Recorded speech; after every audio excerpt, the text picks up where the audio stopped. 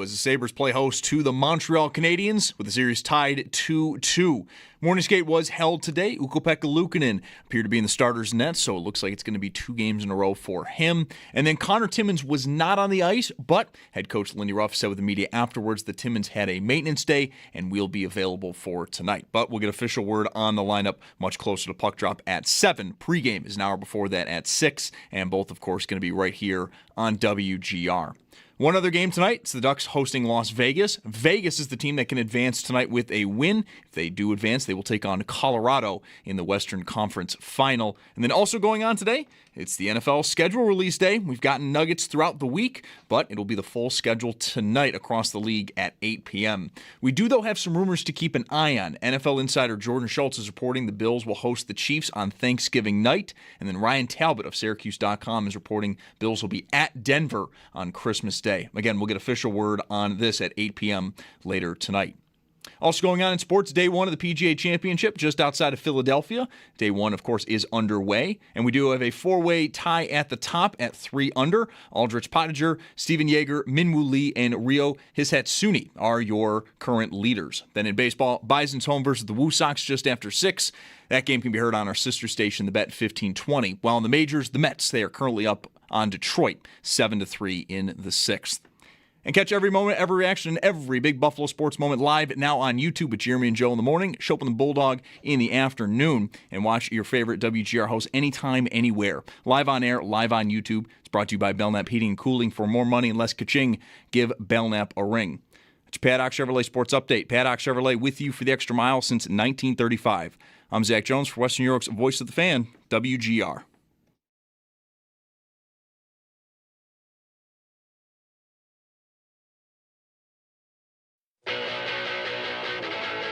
It's Mike Schopp and the Bulldog. We had all the confidence in the world in him. Upi made so many big saves tonight that we really needed in key moments. So all the credit goes to him. He was the biggest reason of why we walk out of this building with a win. Suzuki makes one move, far side. Luukkonen fights that shot off by Caulfield. Great save on the far post by Ukko-Pekka Luukkonen. Slavkovsky, far circle, one-timer. Luukkonen again. He knows it's coming, and he got there just in time. What a great save by Luukkonen. To me, this has been the most fun series to watch. They have high skill. This Zach Benson kid, he's just a little rat. He's like a mini Marchand. Bottom of the circle. Here's a play in front, backhand scores. Great feed for Benson in front. And Zach Benson gets the goal to put the Buffalo Sabres on top 3-2 on the power play. It's Mike Schopp and the Bulldog on WGR Sports Radio 550. Well, let's get through this. We can do it. I am super excited and a little tense for the game. I will do my best to keep that in check, or not. I don't know. Is that bad? If I let it fly, man. Show excitement. The schedule stuff too. That's my baby. Are you more wound about the game because you're going to the game? Yes. Yeah. Because I don't want to sound like I'm 85 years old, but yeah. I mean, there's sure. There's you just did it. I just did it last Friday. Yeah. And I gotta get down there. All of it. Right. All of it. And you've been to the arena, 50 million times, but for some reason going from here to there, the tension of the game makes that seem harder than it really is. It was a nothing burger for me last week.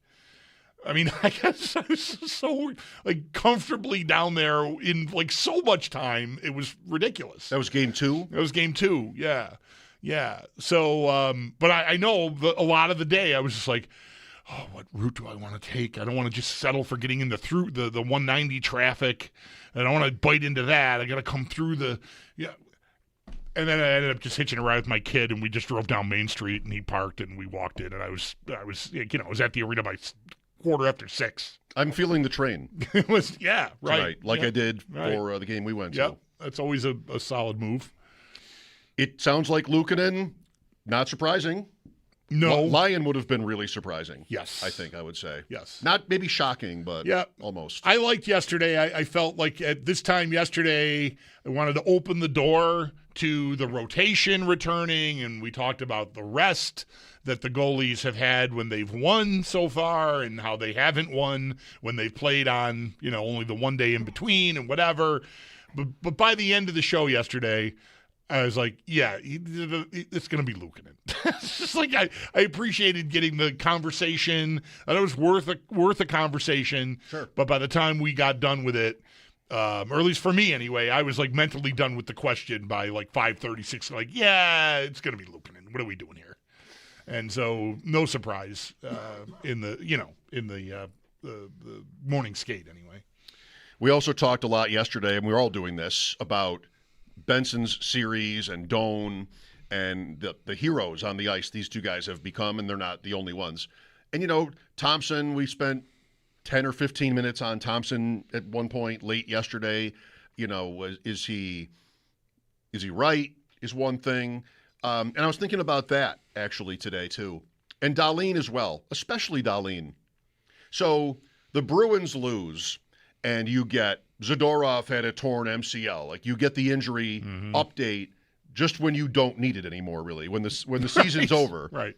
You want to know what everybody's got, but they don't tell you. They tell you almost nothing. And, even Thompson in his case just took offense to the question, it seemed, right, last week. So Boston loses. Okay, here's what everybody had. Philadelphia loses. And there's like a list. With one guy had internal bleeding, Tippett, and he didn't play. He didn't even play in the series, right? Yeah. But you find out when it's over, actually. And, Paul asks Thompson last week, are you playing with an injury? And Thompson bristles. And I was thinking, like, how could they not be? How could anybody not be at this point? I mean, they will tell you casually, and this is like football too, of course. They'll tell you, like, nobody's 100% when you get late in the season. Yeah. Think of the season Thompson has had, and Dahlin. I mean, of course, with Dahlin, you have the personal trauma that led to his leaving the team for a period of time. Both guys didn't have a break at the Olympics. They both participated in the Olympics. And that was pretty high level, the Olympics, I thought. I mean, overtime games. Yes. Just like, and, it's in Europe, right? There's no break.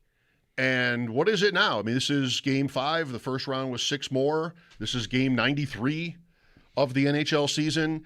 And apart from that little section early where Dahlin left, like, they're both playing them all. And they're both carrying the weight of the team on their shoulders for the most part, You know what I mean by that? Yep. So I don't know if they're injured, and I don't want to assume that they are or aren't, but it's just an amazing amount.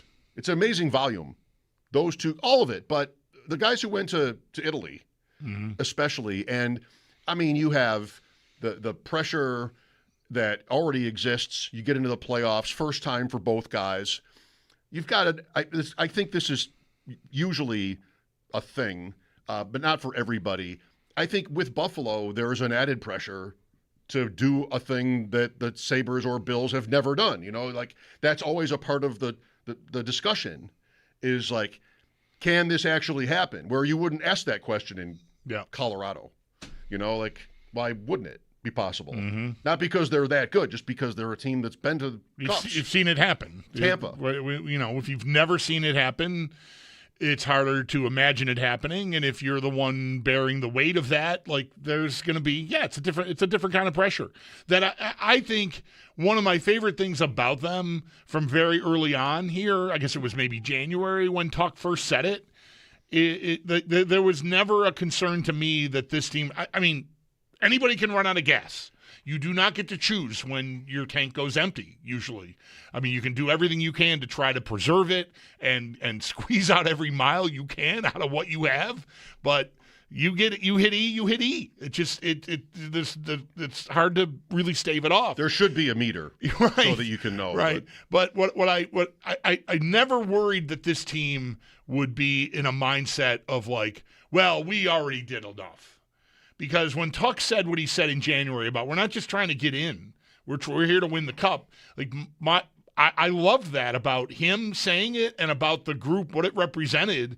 because it totally, to me, made sense to look at the conference that way. I mean, you can omit Colorado for this if you want. I doubt Tuck was excluding anyone, but still, you look at the East, like you have every chance to come out of there, and we're seeing it play out. I mean, they're 2 wins away from getting to the final of the conference, being a Final Four team. And to set the goal like that for everyone internally, I think a team that has been out of it for so long could have very easily, mentally, because of injury, fatigue, whatever it is. I mean, it's hard to get up to 11 every time you want to go play, and you certainly want to reach that level in the playoffs. I think internally it would have been very easy for guys to just go, yeah, you know, this is good enough. And I don't for a second sense that with this team. Well, it's interesting because I think, as we've talked about a lot in this playoff, it's a month, right? It's almost a month. I don't know if it seems like more than that or what, but today's the 14th of May, and they started maybe on the 17th of April, or give or take. Around there, yeah. The season ended on, I flew out of here on the 16th. That was the last day of the regular season. So we're around a month. Yeah. The pressure point is, I always say, like, I just don't want to make assumptions, especially on the negative side, that pro athletes can't take it. I love we have Hellenius from Game 4, who, I mean, what's your knee-jerk likely to be? That he's young and scared. But it doesn't have to be like that, and you saw in his case that it wasn't at all. Young, yes. But they also, as right as you might be from that Tuck comment, okay, goals are good, and the Cup should be every good team's goal. You have no reason to rule out Colorado. You have no reason to rule out anybody. You might have wanted to do that with Tampa at one point, but look what happened. Mm-hmm. So I think, you can have big goals like that, but guys are also going to tell you that they have to stay present, that they have to play the next game or the next shift, right? That's also the narrative. And I think that is, for me, I think that would be more helpful than to, even as a fan, like the idea of the Stanley Cup happening, it's intimidating. But one game, who knows? Like, I don't know. Is that making sense? I think it's good that they saw themselves as a team worthy of that. And I think that is really what Tuck was revealing. Right. But also, like, well, we're not in yet. When was that even? January? That was January. I'm pretty sure it was, yeah. I mean, it was after the 10-game win streak, maybe by a month. Okay. Or so. I don't remember the exact date. I just know it was early on in the whole thing. Like, it was before we were thinking they're going to win the division. I think is how I remember it. So yeah, I mean, I only point that out just because I think there's there will be. Like, I think there is every reason to think that there's injury/fatigue starting to creep in. I talked about Byram a little bit yesterday, and maybe a couple of days off will do him good here, or the day off yesterday, whatever, not even being on the ice. But I think, like, however it goes from here, I think there's still some segment of this fan base that I think will go, oh, well, they just, they got to ease into it. They just broke a playoff drought. You shouldn't expect them to go win the Cup right away. And I appreciate about them that they recognized this could be as good a chance as we ever have. That's right.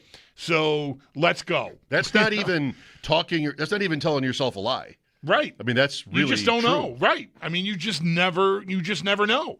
I mean, they could keep this team entirely intact, find room for I'm all tangled up now. It's my fault. Hellenius. I don't even know. He said it the other day, and it sounds like there's 4 syllables in there now, and I'm not really there. Sounds like he's starting to get it. Anyway, make room for the new guys. Keep talk, whatever. I've got this super team, and they have a great year. And then you get to the playoffs, and, like, I don't know, a Boston guy hits the net instead of missing it one night, and you're out. You just don't know. How super your team looks. Like, we'll be expecting big things next year, but that doesn't mean they'll get any farther than they get this year. So I think they're present. Like Lindy emphasizes it all the time. Their focus on just the next game, not like how many we need to win to whatever. I mean, they've got that little. It's not that little. They've got that display in the room where they're putting the pucks in. I haven't counted, but I assume there's 16 of those holes for pucks. Let's hope they counted that right. That's how many wins you need to win the cup. So the big picture is, it's symbolized by that being in the room. But I think that they've done a pretty good job of staying present and recognizing at the same time that there is an opportunity still in front of them here. They got a best of 3 with 2 games at home. Staring at them right now. Well, you talk about the gas tank, that point. The last game was the one where that was really put to the test. They just got pretty much blitzed in games 2 and 3, and now they're back on the road. How much gas do you have left? Do you have enough? Because, all this is true. You have all the thoughts. This game, this shift, this season, holes and pucks and cups and things. You have all the different thoughts. That game is one where you're probably thinking, like, we have to win. This is really it now after losing 2 and 3. And, they didn't exactly control the game, but they survived it. No, they created a ton of adversity for themselves within the game and managed to still overcome it. Yeah. Which is why I said it was just kind of, to me, it was somewhat incredible that the game had, they won this game. Man, it was just setting up like all these mistakes are going to end. The story is being written here halfway through the game. There's mistakes. You can't make all these mistakes. But, they get the bounce on the Thompson goal, and it's a tie game, and kill some penalties, and a ton of penalties. And here we are. So, yeah, I think it's such a cool moment to go. This is emblematic of what the playoffs are, right? It's the first time we experienced a deficit in the playoff series, in a playoff series this year. It's like 2-1. Oh no! Like, they won. Okay, everything's fine. It's just 2-2. Okay, fine. Come on home. Get yourself a lead. Don't fall behind again, and then see what happens Saturday. So is everything fine? I think so. Yeah, I think so. What is there to really, you can be still worried about Schenn being in the lineup, I suppose. I don't think anyone's wringing any hands about Hellenius being. Don't worry about it. I had it. Hellenus. I'm just going to stay with that. All right, going whatever. back to that? I'm going to go back to that.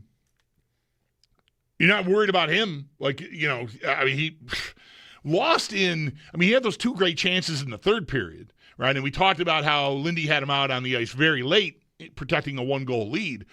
How about in the first period, by the way? The goal ends up being disallowed, but let me introduce myself. I'm just going to charge through the goal crease here and create this opportunity, which was, fantastic. Mm-hmm. Far from being worried about him, he's a guy you might want to bet on to score in this game, the way his first game of the playoffs went. So, and you saw Luukkonen stand up to it in Montreal. So, I don't know how nervous. You can always be nervous about a goalie. A lot of guys will give you enough to be nervous about, and he certainly is no exception. But he locked it down, man. He was great after giving up that lousy, the Caulfield goal at the end of the first period. Again, like so many of these things, we'll see what the results are, and then we'll tell our story. He could say that Luukkonen, not only did he get, rest, right? He practiced and he wasn't just away from the team, but he didn't start for, even 3 weeks? Right. We decided yesterday.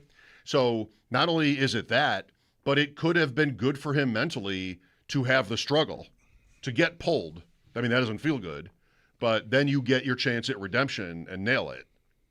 And, that's having gone through that. We don't have to wonder now.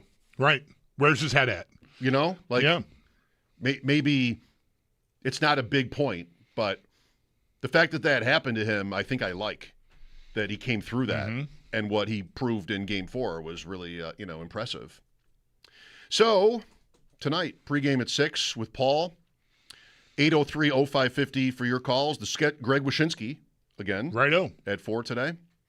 He hasn't been out in a couple of weeks. Right? He was due. Yeah, it was time. It was time. Should we assume everyone knows everything about the line? I don't want to assume everyone listening right now knows. Maybe you heard bits and pieces. Timmins was not at the skate this morning, but Lindy Ruff said it was maintenance, and he should be available tonight. So I guess I want to say I'm expecting nothing to change with the lineup. It sounds to me like he and Schenn will be their third pair, and then we'll probably see, even being at home, maybe even more so, them sort of mixing and matching like they did in the game. Right? That Schenn, I think, will kill some penalties, and his 5-on-5 minutes will probably be limited again, and that'll be that. So. If you were among the many who suddenly was concerned about Connor Timmins not being at a morning skate, rest assured he should be fine, according to the coach. He should play. He should play, right. But he's got something wrong, or else he doesn't take the morning off. Or just rest, because he's older. I mean, that. Maintenance. I'm older. I feel like maintenance is, it could, whatever. He should be available to play. Yeah. That's all. Same lineup, right, including the goalie. So just wanted to just say that plainly before we moved on. Minus 122. Oh, I'm on a minus 1.5. Dream big. Plus 200 something. Players? I got to do that. 2 goals for Helenus. 2. 2, yes. Why not? 80 big price. 80-1. Got to be a big price. It's like, okay, I'm just gonna go for it. He could have had 2 on Wednesday, 5 minutes apart. Tuesday, right? So, all right, I'm gonna do that. A couple of Dahlin assists. Yeah, there you go. Always with the Dahlin assists. Always with the Dahlin assists. I feel like they win and cover 1.5. He's getting points. I'll do something. I'll be at the game with my wife, and she's not a fan of the betting. So I don't want to be the guy like, yeah, right. They're down 4-1 and Doan scores and I had it like, yeah. I told you, I don't know if I said it on the air. I told you about the end of Game 4 in my house with my wife and daughter. Yes, because you had a last goal. Right? Benson, right. And he did score what turned out to be the last goal of the game. And, of course I want them to win. And I think I'm getting that across. But... my daughter sort of called me on it. She's like, you just wanted that money. Right. Like, well, both are good. It reminded me of the time I was watching during the tank year, I think the second, the Eichel McDavid year, a Florida game in Florida in the afternoon while I was building a Lego set with Leo. It was like, January, it was after his birthday. So February, and we're in the dining room, we're working on this like 3 billion, 60-page Lego booklet. Love it. Construction, and the game is on in the living room. I'm just sort of keeping tabs, and Florida scored, and I did something that he noticed. He said, "Are you rooting for the Sabres to lose?" And I said, "It's kind of complicated, but yeah." He's like, he just sat there for a second and said, "Wait until I tell Owen." He was just like, this is offensive, Dad. You cannot be do that. Owen's going to come down here and give you what for? I miss the Legos. Yeah. A little bit. They still sell them. I know. There was with the goalie pulled, maybe it was Tage, where there was a clear, and I must have said something like, "Miss." Gave yourself away. I gave myself away. We already were talking about it because, the Benson goal was so much fun, and we'd already had that conversation about the bet. Yeah. And but that's never going to be the last goal of this game. There's no way this game ends 3-2. Does. Anyway, on to Game 5. Again, Paul with us to start the pregame show as always. Greg Wyshynski before that. We'll look for your calls next and talk about what we know of the Bills' schedule as well. We might know all of it at this point, I think. Almost. Mike Schopp and the Bulldog here. Thanks for listening. Great day. This is WGR. For more comfort. Now's the perfect time to make yourself comfortable with a new electric heating and cooling system from Belknap. In Western New York, summer and winter bring extreme temperature conditions. Make yourself comfortable with Mitsubishi electric heat pumps, designed to keep your home cool in the summer and warm in the winter, no matter how hot or cold it gets outside. Call Belknap today to learn more. I'm Gary Garfel, president of Belknap. We work on your schedule. We don't charge more for weekends and evenings. That's why we say, Give Belknap a ring. Tony is next. Hi, Tony. Hey, good afternoon. Hi. First off, congrats. Huge win. Electric, unfortunately, can't afford to be there. But, listen, I think we need to pump the brakes. Last I checked, it requires, I don't know, is it 16 games to win the Stanley Cup? We need to be excited, but we need to pump the brakes. Why? Coming from Southern Ontario, Why? there's Why? a hockey team. Why do you and I need to do on. that? Well, I think the Sabre Nation needs to do it. Why? There's a franchise that as I said, I live north. I know you're going to talk about the Leafs, but I still don't understand why anybody needs to relax. Well, wait a second. We haven't won anything yet. Everybody knows that. The Toronto Maple Leafs are infamous for celebrating against the Boston Bruins, and how's it turned out for them for the last 60 years? Because they what? Let's They got enjoy it. It's great. because they got too excited. Because fans cared. That's why they lost. Well, I don't know. You listen to lots of reasons why. What's your point? The point is we haven't won anything yet. Everybody knows that. We won one game. You sure about that? Yes. Nobody follows the NHL and is confused about what the standings say. Nobody. And nobody's confused, and it requires 16 wins to drink out of the Stanley Cup, correct? Correct. Yes. All right, good. Well, listen, I hope it continues. It would be a great story if we can find 15 more wins. Thanks for taking my call. Of course, yeah. Who doesn't love that guy in life, right? Is he there for anything that you enjoy to tell you that you shouldn't enjoy it, or just this? I think he's going to preach to me about the Leafs. Is that guy possibly driving around thinking that the fans are the reason the Leafs don't win? Is anybody? Is it our fault that the Sabres haven't won? You're not allowed to be excited today? Oh, please explain the playoffs to me. So wait a minute. Let me get my notebook. 16, how do you do the math on that? It's 4 rounds, and then, yeah, I guess that probably checks. Screw that. This city, I mean, thanks for the sermon. It doesn't even need to be said. All that I'm thinking about saying right now does not need to be said. You wait 15 years for a playoff game, and you sound to that guy like you think you just won the cup? Is that real? Is that true? Is that how I sound? Is that how CJ sounds and Kevin sounds, who called in? Is that how other people who've called the station today sound? How do you even measure that? I'll tell you how I think I sound. They're up 1-0 in the first round. And on top of that, we just enjoyed, they just provided. I mean, I think it has a chance to be like an all-time great game experience for people. They have to win the series, not the cup. They have to win the series for the game to, like I just talked with Adam Krautwurst about it, a different example, for the game to sort of hold up. Otherwise, that's kind of a thing that's a little bit morbid, but you could sit around with your friends at a bar trying to remember great Sabres highlights in series they lost. I'm not sure I'd recommend this. I'm not sure if it's cathartic or whatever. Nobody's confused. And not one sane person thinks Toronto hasn't won a cup because of the fans. You're insane if you think that. I don't think the guy really did. He just wanted to, lecture me on, and all of us, of course, too, on how this really works. Get out of here. How about somebody from Toronto trying to tell us this story? Get out of here.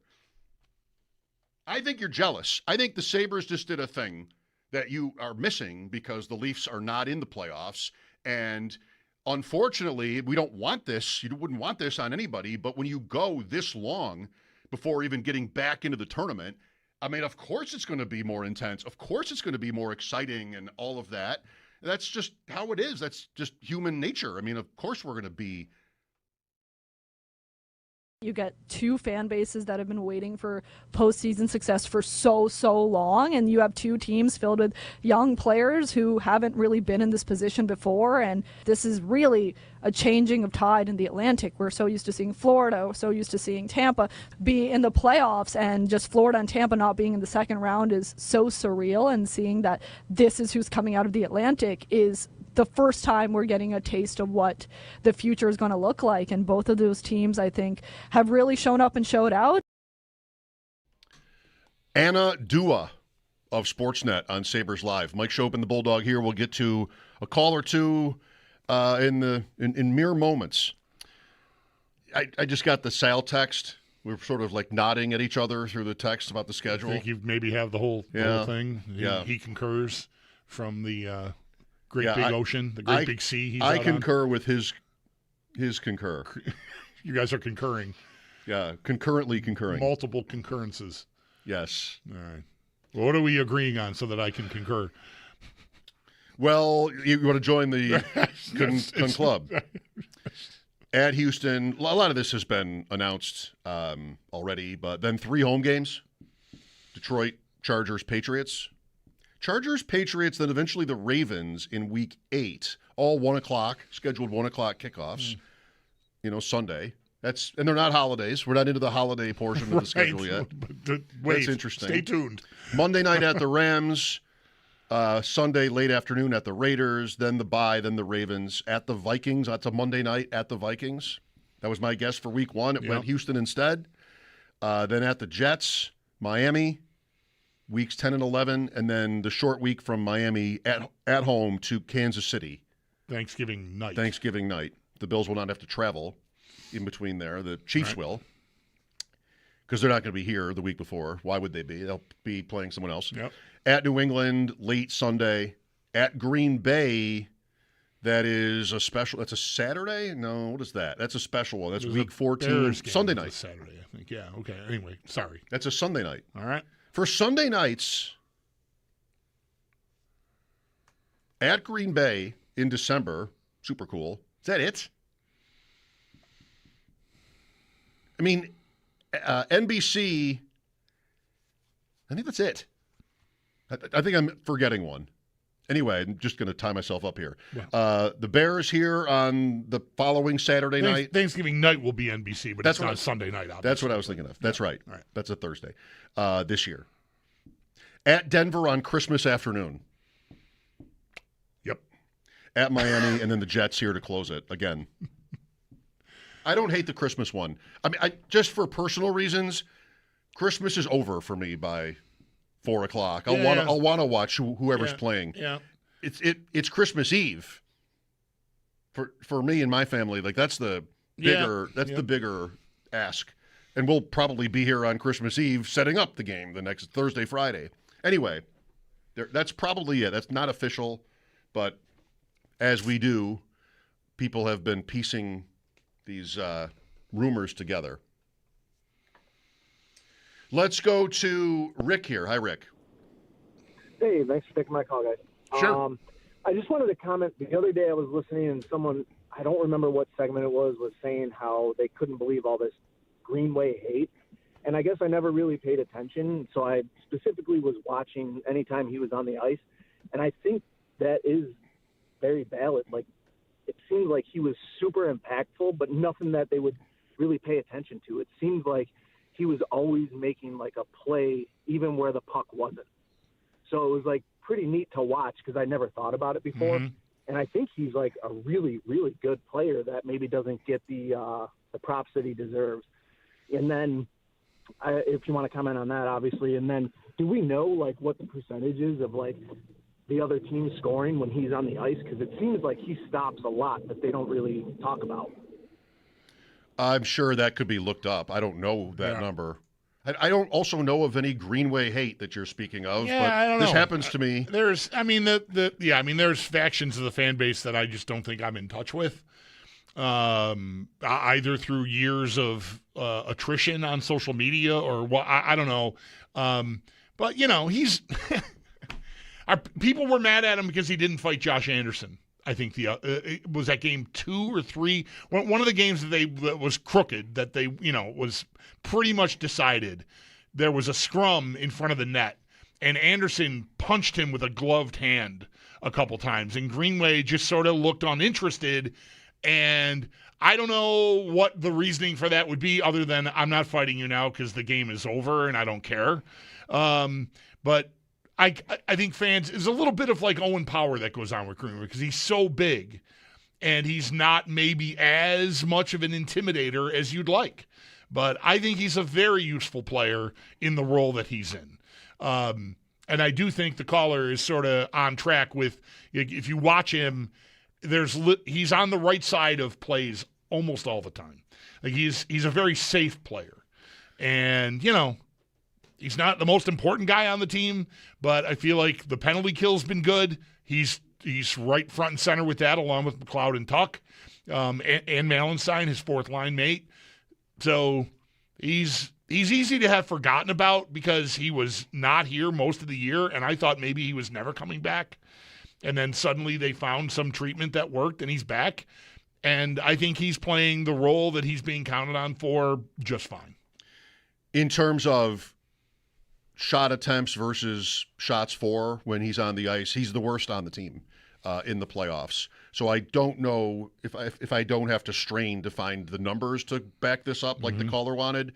But he also does, in his role, play a majority of his shifts when they start in the Sabres end. Like he's not, they don't put him over the boards to take part when the puck is in the Montreal end. So no, not usually. They're a defensive start line. Yeah, it's typical with a fourth line. Yeah, like if you can't count on them defensively, then you've got the wrong fourth line. Because you're gonna want them to be able to play in that role.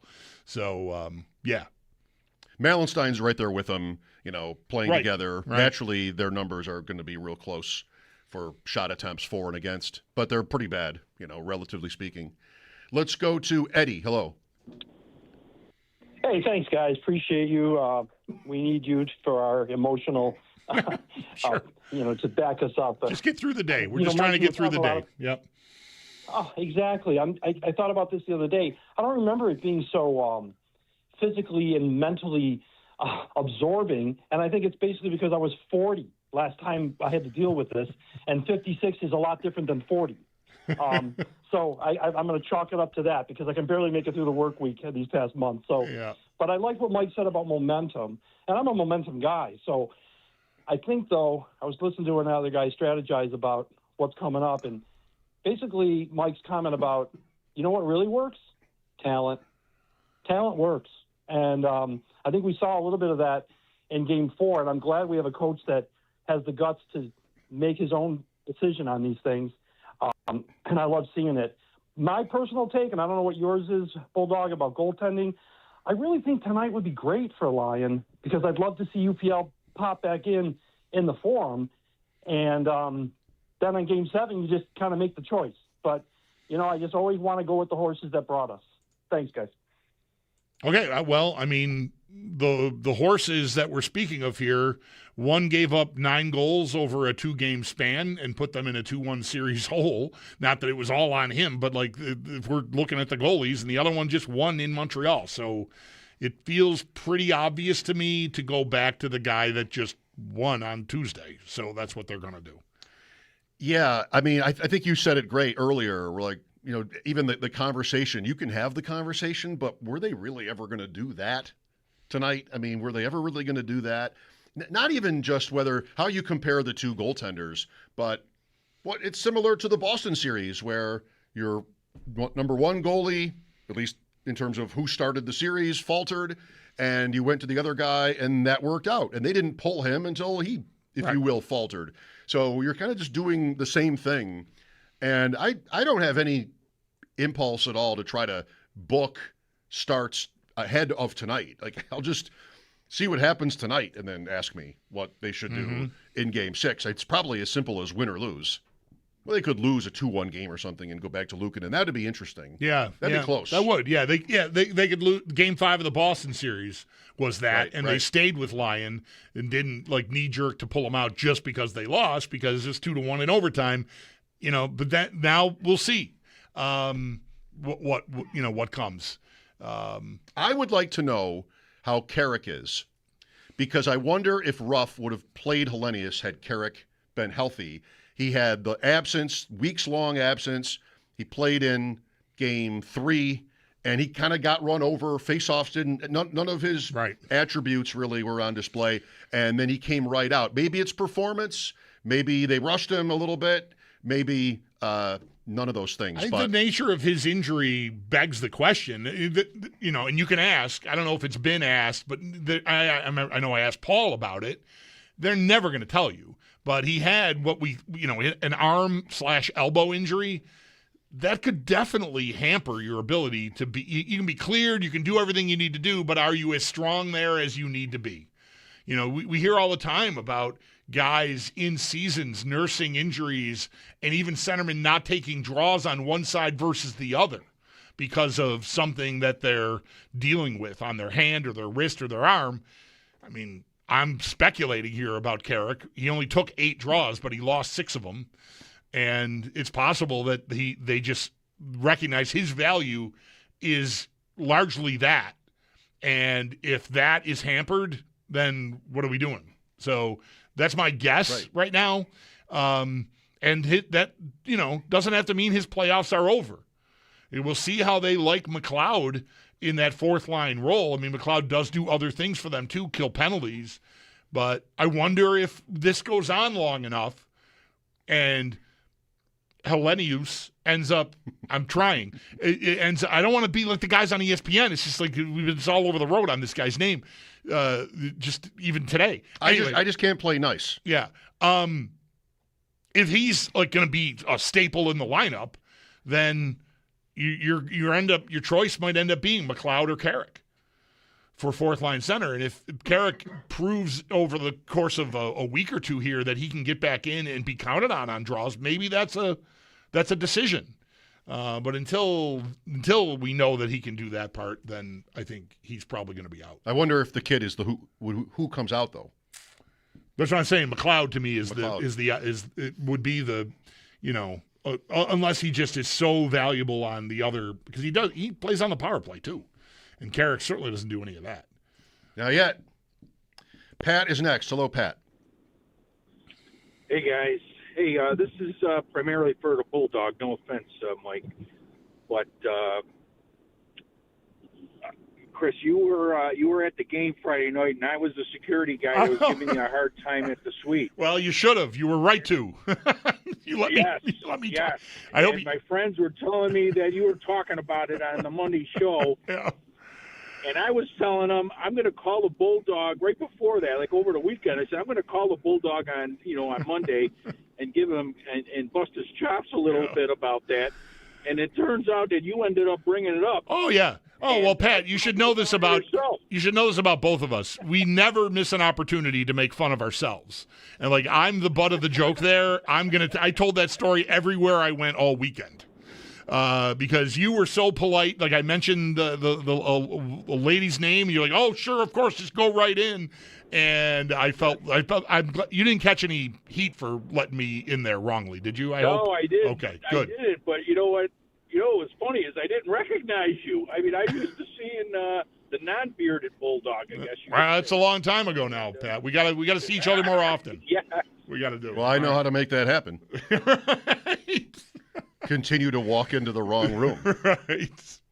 You could run into this guy anytime you're in there. I barged into the wrong suite on Friday night, and Pat was very, very nice to let me in, but we both made a mistake. Really, I made the mistake. I talked my way in. I thought I was in the right place, but I wasn't. So. Yeah, right. You were not trying to do anything I wasn't trying to pull a fast sinister. One. I misunderstood my instructions, and I ended up in the wrong spot. I'm in a new area tonight, and maybe I'll see if this can't happen to me. Good. All right. I look forward to it. Go to the wrong seats. Right. I don't know. Live a little, right? Right. Greg Wyshynski coming up. The NFL schedule announcement is tonight, but as usual, most of it's going to be out there before that, and that's what we have with the Bills, it seems, today. Mike Schopp and the Bulldog here. This is WGR.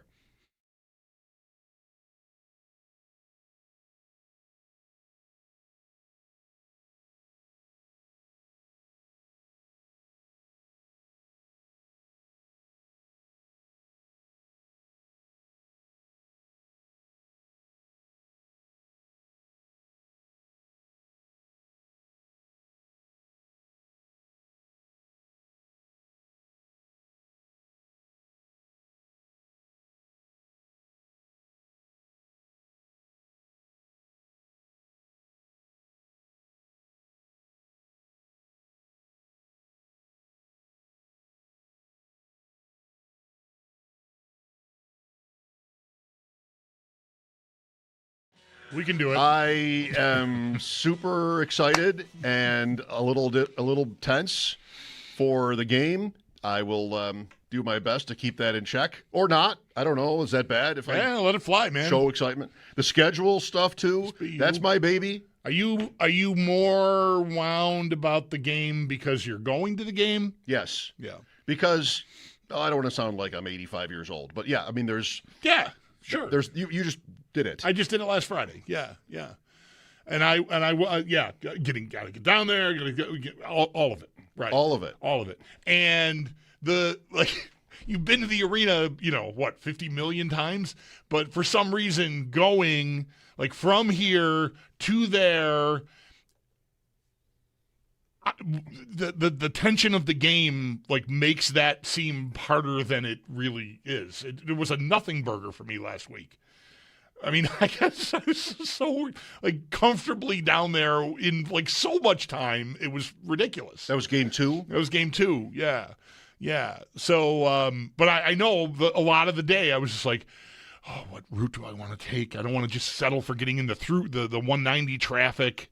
I don't want to bite into that. I got to come through and then I ended up just hitching a ride with my kid, and we just drove down Main Street, and he parked, and we walked in, and I was I was at the arena by 6:15. I'm feeling the train. It was, right. Tonight, I did for the game we went to. Yep, that's always a solid move.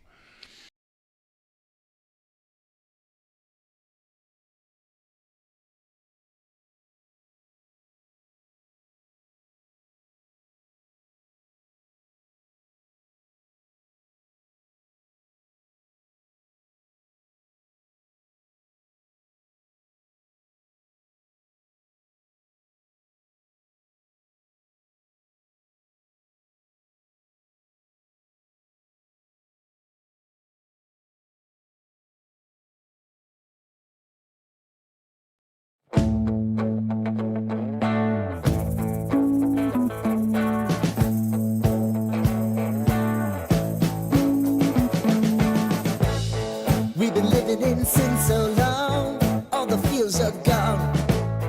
Fella stopped me on the street last night, said everything's alright. Roller coaster, make it through the day, I'm right. It seems your meal ticket is gone, but life goes on. I could never imagine something better. Yeah, right.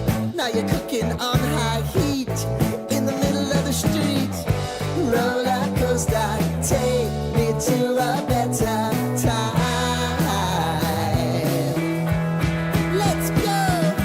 All sing your high line with the roller coaster of life. It's time to all choose your timeline on the roller coaster of life.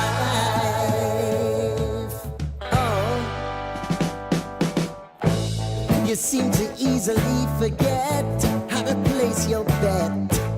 When everyday life gets you down, you gotta steal the crown. Got to own it. Don't bitch and moan about it, please. God forbid you scrape your knees, and it's nothing to sneeze at. Oh, I've told you over and over again. You gotta get both hands around it and make your own plans. Roller coaster, it's taking over, it's about time. Oh, all sing your high line on the roller coaster of life. You've got to all choose your timeline with the roller coaster of life.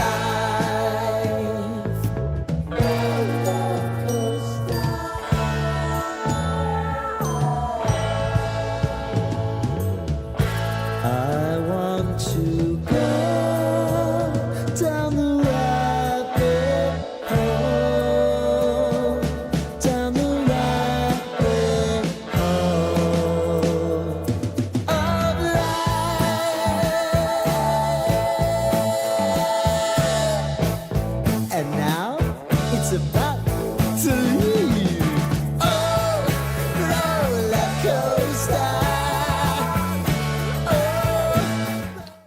We are flying high with the Sabres, continuing playoff run, Game 5 tonight. The NFL schedule,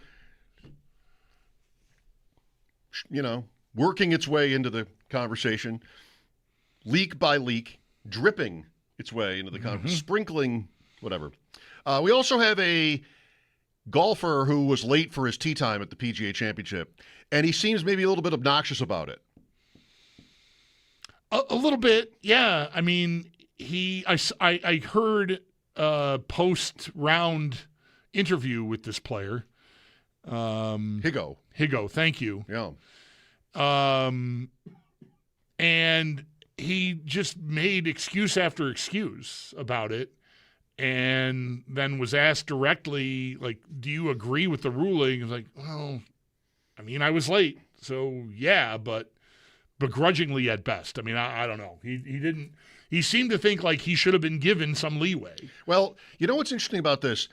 If you're a golfer, you probably should know that that's really not there in golf. Like, there isn't leeway. It's very black and white. You know, I mean, sometimes there's a ruling needed and you call the official over and there could be a difference of opinion. Yeah. But, like, you're playing on your honor in golf. It's not like a hockey call where I think he was diving. I think it was interference. And then you just go back and forth for the rest of time. This is all right. Well, the rule is you got to be there by the tee time, and you weren't. So why do we have to even say anything else? Just so there isn't any confusion, in case there is, people who don't know about this, it's a Thursday work day here. I almost said Friday. You earlier said you keep thinking today's Friday. I do. Anyway, he was late for his tee time. You're imagining like some luxury SUV skidding into the parking lot on two wheels because he overslept. He was there. His caddy was standing where they needed to be inside some marked off area for the tee time. He was on the putting green practicing and just lost track of, was late by a minute, but that's late. And so he was told as he was approaching, like, you're late and you're docked 2 strokes. It's a 2-stroke penalty on the first hole. That's the rule. And he went out and shot. He still ended up 1 under on the day. So he played a great round of golf. Could have been 3 under if he'd been a minute earlier. But he was late even though he was there on time, which is just stupid. Like, that's on you, man. Totally. No matter what the story is. Right. No matter what the story is. But is. there's no drama. Like, he's going to make it in time. He was there. He was practicing putting, and he didn't walk over to where he needed to be on time. Which is something that you or I maybe have done 100 times, just because I'm thinking of Glen Oak, actually, as it happens. In my mind's eye, I'm thinking of Glen Oak, where there's a practice green to the right of the first tee, and what do? You park your golf cart in the line, grab your putter and a couple of balls, walk over to the putting green until, the other guys tee off. Right. And, the other friends in your group maybe get over there before you do, but it's not – there's no 2-stroke penalty. Right. For you not crossing that path in time. Pros are different. Yeah, I mean, this is a major. He didn't hold anyone up. No, he did not hold anyone up. He was not first. He was the third person in the 3-person group to play. So there was no delay, which I guess maybe is the platform from which he's, like, annoyed about it, because I didn't – what? No, we're not actually late. I wasn't here. I was right there. On time, but I was right there, and whatever. Well, there would be an argument here. I'm letter of the law guy when it comes to golf and most things, so there could be an argument that it's just an anal judgment, right? That, all right, let's just be normal. But golf is just not going to do that. No. This is a sport where people call in to their local TV stations to report that the sand moved. Right. Right? So golf is this way. Greg Wyshynski, ESPN on Sabres Canadians. When we return, this is WGR.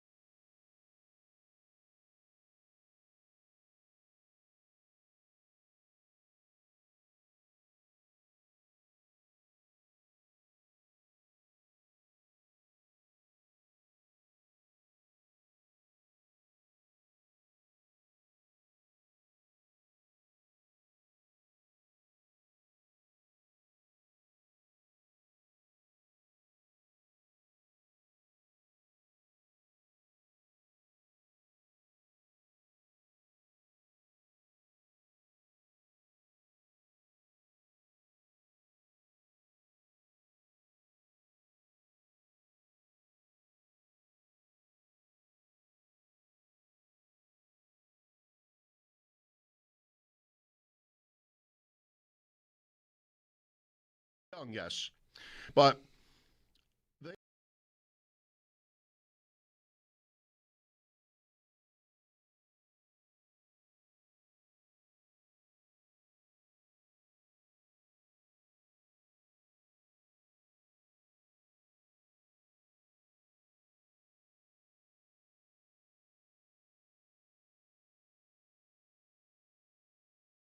Game 5 in Buffalo as the Sabres do play host to the Montreal Canadiens. The series is tied 2-2. We did have a morning skate today for the Sabres. Ukko-Pekka Luukkonen was in the starter's net, so all signs are pointing to him getting a second straight start. And then Connor Timmins was not on the ice, but head coach Lindy Ruff later said with the media that Timmins had a maintenance day and will be available for tonight. But we will see what the lineup ultimately looks like closer to puck drop at 7. Pregame is at 6, and both, of course, going to be right here on WGR.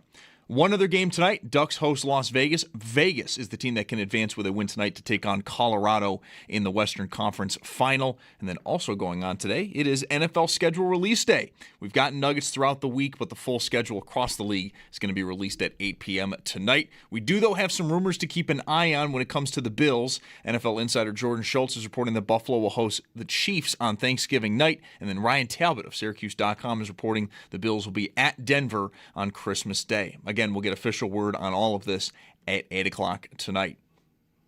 Around the world of sports, day 1 of the PGA Championship just outside of Philadelphia is underway. 6 players are tied at the top at 3 under par, but just 2 of those players are still playing their round, Ashke Patia and Alex Smalley. And then in baseball, Bison's home versus the Woo Sox. That game just after 6 o'clock, and it can be heard over on our sister station, The Bet 1520. While in the majors, the Mets, they did take down Detroit earlier today, 9-4.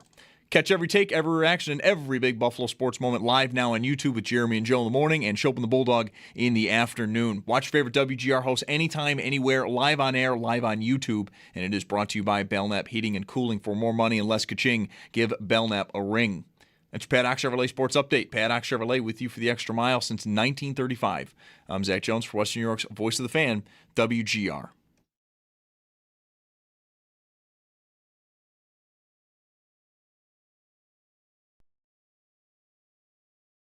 It's Mike Schopp and the Bulldog. I gotta wonder what kind of working relationship you'd have with Satan. It's Mike Schopp. I've often wondered that. He, they, I don't know what his pronouns are, or their pronoun. Anyway, Satan. And the Bulldog. What's the upside of doing well? Well, maybe they're too busy making everyone else's life hell. Oh, boy. And you might just be able to do your own thing if you're partnered with Satan. It's Mike Schopp and the Bulldog. They're too busy, making Scott Norwood miss field goals. Oh, come on. On WGR, Sports Radio 550. Thoughts on how I've dressed for tonight? No, fine. Fine, right? Yeah. No red. Oh, definitely no red. You don't want to do that. If I didn't think about it, I could have worn a red T-shirt and then this, whatever you call it. It's a Winter Classic quarter zip. Quarter zip. I never know. Yep. Because it goes a quarter of the way down? Yeah. And I would just have left this on over it. But even that little chunk of red is not tonight. Yeah. Even with the Sabres visor, you could have been called into question. Yeah, just no red was the decision. Right. Obvious reasons. Well played. See what happens. Here is Greg Wyshynski, our friend from ESPN. Game 5, Sabres and Canadiens in downtown Buffalo tonight. Greg, how are you? Now, what if you spill ketchup on yourself? Like, what do you do in that situation? I have to just run for the hills. He I don't pulls know. the quarter zip off. Then he's fine. That's where not having the red shirt underneath really comes in handy. Good point, though. You don't want to. Right. You got to think of everything here. Yeah. Yeah, for sure. There's always a pen exploding, ketchup. There's a ton of situations where red could get on you. We got to be careful tonight in there. I feel like I could guess this answer, but just to get us started here, Greg, have you enjoyed this series? Yeah, I think, I give the Sabres a lot of credit for kind of like maturing on the fly, for lack of a better term. I wrote about this today on ESPN.com. Like, part of the joy of these playoffs is seeing a bunch of new teams and young players and inexperienced playoff performers sort of figure it out as they go along. And, whether it was last round against Boston, that first game in Boston, and the performance they had there, whether it's, getting the major break on the Tage goal in Game 4 and then kind of settling down after that. Like, it's been fun to see the Sabres sort of figure this thing out as they're in it. And that's made for some really interesting and entertaining hockey. Yeah, I mean, I think to have them play the game the way it went, Greg, I'll tell you it this way. Like, we talked to you a bunch of times since they got good. After the second intermission, during the second intermission of Game 4, was the first time I have ever been really kind of worried about them. Because I thought like even though it was 2-2, like the penalties, I just thought the penalties might be a troubling sign that they are having trouble staying with this team and that maybe they're physically getting tired, emotionally tired. I just thought they were breaking. And then they came out and killed off the rest of a Byram double minor and played pretty much a perfect third period. And I was like, okay, they're still in there. But I was worried that they were at a tipping point there, that maybe the tank was going to get to E on them. See, I saw that more in the vein of what Tage said after Game 3 about the inability of them to manage their emotions correctly. I think when you see a parade the penalty box like that, it's not always fatigue. Sometimes it's just your head checking out for a second, like lapses in focus and things of that nature. I mean, when you see a billion high sticking called in a game, it's less about fatigue than it is about just like control your stick, right? So I felt the opposite way. I thought once they got that fluke goal from Thompson, I could feel a weight being lifted off of them, because, I mean, you're thinking to yourself, okay, at some point they're going to make it 3-1. You're not coming back from that. Your spirit is crushed. They get a real break, and then all of a sudden I think they feel a little bit of wind in their sails for the first time in a while, because obviously, like, they thought they had wind in their sails when they thought it was 2-0 in that game, and then obviously it wasn't 2-0. So yeah, it's like I said, it's been fascinating to see how these inexperienced teams kind of ride the roller coaster a little bit, because as a GM told me for the story on the site today, every loss feels like the end of the world, in the playoffs, and you have to kind of figure out how to pick your spirits up and get off the mat despite it feeling that way in the playoffs. This is where I think Lindy Ruff has at least sounded really good. I'm sure what he's telling us is a lot of what he's telling his players, too, about composure and that. And, we all know how much experience Ruff has, almost 50 years of it now since he was drafted here. So, I think maybe we've talked about him with you before when he was the Devils coach, and, that happened, and then he comes back here. I like his touch here with this team right now. Yeah, I mean, I think he's pushed some good buttons. I think he obviously has a handle on what to do with the goaltending at the very least. And on a team that lacks true playoff experience in a lot of places, I think you rely on a guy that's done this for as long as Lindy has to kind of be the sage in that situation. So, I think he's done fine. I enjoyed his screed against the officiating in the situation room on that goalie interference call, which I think the Sabres got jobbed on. But he's pushed some decent buttons, I think, during the first two rounds. Yeah, we're getting like reconnected here. All of this, Greg, after all these years of not being in the playoffs, and of course Ruff was their coach the last time they were in, but he was gone for a long time. We're sort of getting reacclimated. Before Game 4, we got angry Canadian press Lindy, this is something that he would do like in Toronto. I remember, as we've been hosting these pregame shows for decades here on the station, so we've heard a lot of Lindy Ruff pregame interviews. In Canada, he was often more abrupt, like he just didn't want to give the big media machine too much to chew on, and we got that like most of this all through the Boston series. It's 10 minutes, 12 minutes. He's just joking with our reporter and everybody. Before Game 4, it's just like 4-word answers. Like, asked about the lineup. Well, how do you know he's playing? And I don't know that has to be taken as a sign of tension. I feel like it's just Lindy being Lindy, like choosing this opportunity to not be all that pleasant. And then after the game, we get their diving and all the stuff about the goaltending or interference. Like, we're getting peak Lindy. Yeah. Playoff Lindy is back in effect, is all I'm trying to say here. Playoff Lindy's back in effect. And like you said, I mean, whether it's calculated or just, that's what naturally comes out when the tension is this high, it's what you get from the guy. And, there's a certain problem. I think every coach is sort of playing a role depending on what the situation demands. Your righteous indignation over diving, your soft criticism of the officiating, all that stuff is sort of like grist for the mill in the playoffs. But Lindy's doing a good job of it. With Greg Wyshynski here on WGR, Game 5 tonight, pregame at 6. Do you have a lean here going forward in this series? I mean, it's almost a coin flip on the betting markets. Sabres with home ice anyway. Yeah, I mean, I picked Buffalo before the series. I'll stick with it. I think the way that they finished, as you said, Game 4 was a good sign going forward.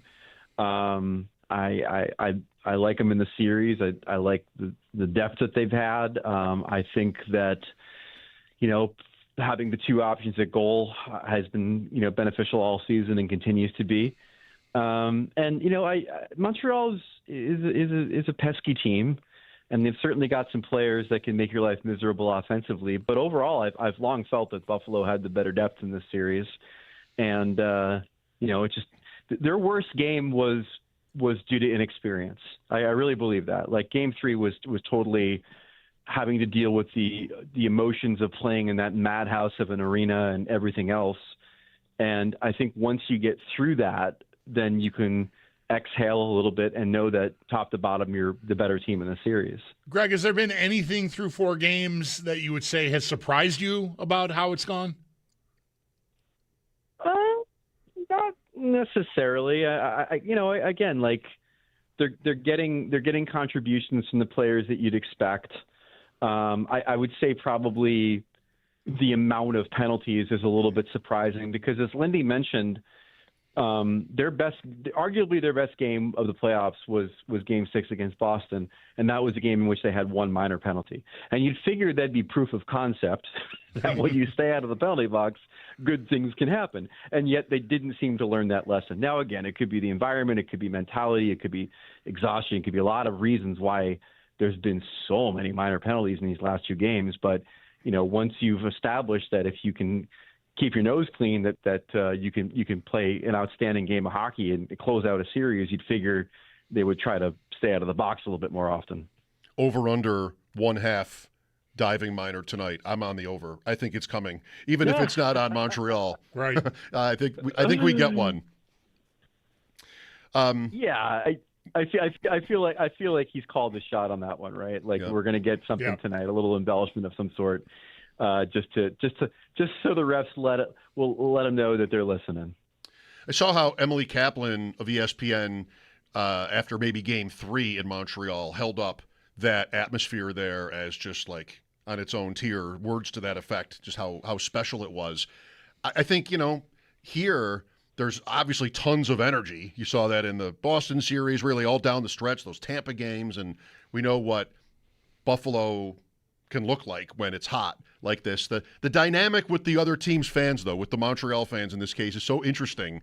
The analysis runs very deep in some parts about this, Greg. Like, what day of the week is it? Maybe a Friday night we're more at risk of an infiltration versus a Monday, like Game 7 would be on Monday, and then the weather and different things. So I don't know. Like, it's definitely a topic that we talk about to get through the day when the Sabres are getting ready to host Montreal. Yeah. Well, first of all, shout out to my friend Emily, because she did create one of the best memes of the playoffs where she's interviewing Tage Thompson after Game 4 and comes up to his knee on camera, and that got spread around in a few. They even mentioned it on ESPN's post-game show, the picture. It's really funny. Listen, I have a very specific opinion on the infiltration of fans, because I grew up a Devils fan, and whenever the Devils would play the Rangers, it was at best 50-50. Mm-hmm. And you went into that game feeling like you had to do everything you could as a fan to defend your house against these interlopers. And so growing up that way, I never had a problem when teams would bring a bunch of their fans into the building. I know in like Washington, they tried to make it so if you were from a Pittsburgh zip code, you couldn't buy tickets. Nashville did the same thing with Chicago fans back in the day, Carolina. I never understood it, man. Like I love a house divided. I love the chaotic energy of having these people in your barn and you feel the need to outshout them or to make fun of their moms or whatever you're going to do, right? To like defend your team's honor. I think that's part of hockey. I've always loved that dynamic. I like that argument. I'm thinking about soccer. I don't know if you follow Premier League, Greg, but like when you watch a Premier League game, there are always a pack of fans from the visiting team, but they're all together. Yeah, there's a section. Visitor section. Yeah, right. I might like that for this. I might like that instead of the unknown of who am I getting in my section, in my row tonight? Is it all Canadians fans all around me? I went to a regular season Montreal game here, and it was absolutely that. I mean, I think it was in soccer. Please go ahead. Yeah, I was going to say in soccer, it's so you know exactly where to throw the Molotov cocktail. I think is the soccer thing. But in hockey, though, like. I will say this about fan infiltration. There is it's not a very good feeling when you go to a game and you realize the person that you sit next to has given up their tickets to the enemy. Really, that's not a great feeling to know that you're going to have to sit next to that person all game. But otherwise, I do enjoy their presence. One pair of tickets in the group I've been a part of for many years is right on the glass. And when I'm not in the group anymore exactly, but I was talking to one of the guys in it before the playoffs, and he's like, I told everybody, just know that the pair of seats to your left are Montreal fans that own the seats. Like, that's not even secondary market. Like, you are going to be sitting next to Montreal fans if you choose those seats. But it's also the front row. So, I mean, I guess I come out ahead, I think, on that. But, yeah, it's just so interesting this way. I've wanted to have a conversation with Bulldog about Carolina, and I think this is our chance to have it. You know, if it's just he and I talking about the Sabres, somebody listening is taking us to think that they've already won this round and we're jinxing it, anything like that. With you, however, I think we can do this. Taylor Hall, you've written about, like they've dominated, they've rolled in the playoffs, and Hall, who was here for 5 minutes, has been a big part of that, it seems. Oh, five fantastically wealthy minutes. 5 good minutes served when he signed that deal. Yeah, I wrote about him the other day on ESPN.com, and it's really been an interesting resurgence for him. He was kind of this like throw-in in the deal when they made the Mikko Rantanen trade last year. Like they got him from Chicago. If you remember, he was a healthy scratch in Chicago under their head coach Luke Richardson, who didn't tell Hall he was going to be a healthy scratch, and that led to a whole situation there. So he wanted out of Chicago. They threw him into this deal with Carolina. Rantanen spends like 13 games in Raleigh before he's like, I ain't re-signing here. And so they trade him to Dallas. And here's still Taylor Hall. And so when they traded Rantanen to Dallas, they got a guy back named Logan Stankoven, who's a 22-year-old center with an amazing name.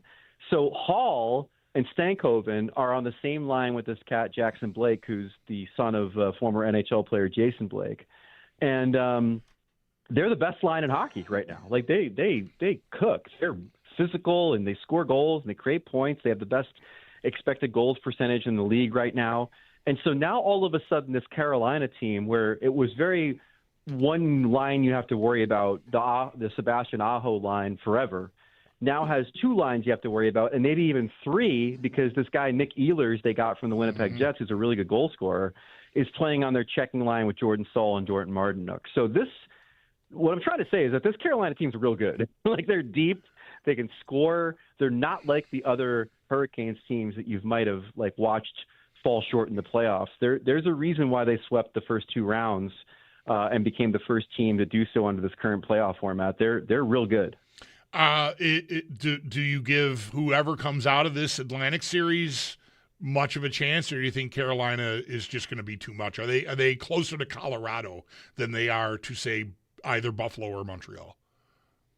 Well, to answer your last point, yes, they're closer to Colorado than they are to either Montreal or Buffalo, just by quality of play. And I think they were second in the league in points or third in the league in points behind Colorado this year too. So I'll say this about Carolina. I think they've got one Achilles heel, and that is their goaltending, Freddie Anderson. Now, he has been maybe their MVP. Like his numbers are off the charts great. But we've seen this guy in the past kind of, all of a sudden turn into a pumpkin in the playoffs and have a bad game or two, or, usually he'll get hurt at some point and not be able to play. If that's the case, it's not to say they fall apart. It's to say they become a little bit more vulnerable. But as long as he's playing as well as he is, I think that they handily beat either of the teams that come out of this series that we've been talking about, and maybe even give the Avalanche a bit of a run in the Cup final. Even with all that rest, I guess we'll decide after the fact if it was good or bad, like we do for a team right when they're off for 10 days or whatever it might end up being. Well, the thing about it, though, and this is what kind of makes them unique, because I covered their series against the Flyers, and I asked them that question. I'm like, can this be a detriment to you guys being on the shelf for like 9 or 10 days between games? And they're like, well, we just were on the shelf for a week between the first round and the second round too. So they feel like they've got the processes in place and the right mindset and know how to do the things they need to do during this off time. And frankly, they've got some proof of concept because they went and swept the next team they played. So we'll allow them that they may have figured something out about this whole like how to stay sharp thing. I know obviously Colorado moved on, coming back to win last night. I was really pulling for Minnesota, and that's not a team I've ever really cared about, but I loved that Guerin went all in with the Quinn Hughes move, and I was sort of really wanting to see that pay off. And they managed to get out of the first round for the first time in a while, but just tough last night to have the 3-0 lead and still even 3-1 and not be able to get that thing extended to a 6 game was pretty tough, I think. Yeah, I guess he'll just have to fall back on being the guy who built the Olympic team that won the first gold medal since 1980. He'll have to a good caveat for Bill Guerin this season. No, I feel you. Like I think fortune should favor the bold, and that team obviously pushed its chips into the middle of the table and got Quinn Hughes. Problem being, though, is that they didn't really address the part of the lineup they needed to address, which was the center position. Joel Eriksson-Ek, who's like their best defensive center, he was out for the series against Colorado. That meant Ryan Hartman was their number one center. And it kind of put into sharp relief the fact that Guerin built this really, really good team without really having any quality in the middle. And when you're playing Colorado, who goes like 5 deep at center, including having Nathan McKinnon, you're just not going to win a series if you can't match that position. And so I'm intrigued, to your point about Guerin, I'm intrigued to see what he's got up his sleeve this summer, because he knows that's the weakness on this roster, and he knows he needs to address it. And I can't help but wonder if he spent any quality time with Austin Matthews recently overseas, where it was just 2 guys having chats in the Olympic Village. I don't know. Maybe he did. I don't know. Who's to say? Wow. Wonder if that would even be possible. That would just be heresy.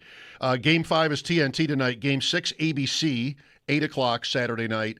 And then ESPN would have Game 7 here, 7:30, the league has announced, on Monday. So this series will end on either ABC or ESPN. How are you liking the Top Chef season? I love it. I wish there were a little bit more tension between the contestants. At least to this point, there seems to be almost none. I mean, they're even like a married couple and 2 brothers. But Kristen Kish is so good. Well, Tom Colicchio decided many, many seasons ago that they were no longer going to be a traditional Bravo show and no longer have the palpable hatred and tension between contestants. And that's fine. I mean, we'll always have the Las Vegas season. We'll always have Marcel. We'll always have the people that really made the show more of a Bravo show. Dale. I think the cooking's been awesome. And I think the difference between Top Chef and other cooking shows that may or may not be hosted by former Top Chef hosts is that it has a real love of cuisine and also a love of geography. There's parts of Top Chef that remind me of classic Anthony Bourdain travel shows that really give you a sense of place. And some of the episodes and some of the competitions they've had in the Carolinas really give you a sense of place, about the culture, about the people that live there, about the foods that they like and that they make and they honor. And that's why I watch Top Chef. I watch it for the fun competitions and the awesome judges and Kristen Kish, but I also watch it because they know how to really create not only like a food show, but also a little bit of a travel show too. Well put. I'm loving the season and agree with all that. All right, Game 5 tonight. Get ready, Bulldog. I know. I am ready. Be. Yeah, no worries. Thank you, Greg, as always. Anytime. I'm optimistic about this evening, but we'll see how it goes. Good. Glad to hear that. Thanks again. Greg Wyshynski of ESPN. Pregame at 6 o'clock. I'm always, I think, almost always up in my chair in here, like holding the arm. I don't know why, but I feel like I'm just so up in my chair today. Just the schedule's a little bit about that, too. I mean, just sort of excited about the schedule nuggets, but really just ready to launch myself out the door to get there for this thing. Pace yourself, Mike. Yep. 803-0550 for your thoughts. Game 5 tonight. Mike Schopp and the Bulldog here, WGR.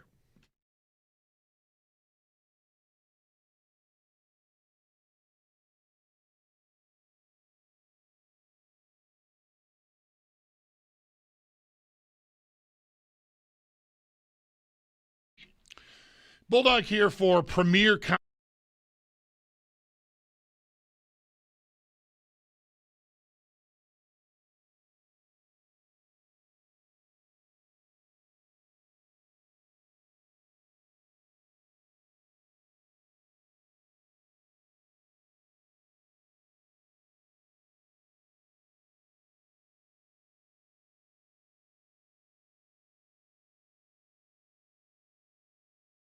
and entertaining hockey. Yeah, I mean, I think to have them play the game the way it went, Greg, I'll tell you it this way. Like, we talked to you a bunch of times since they got good.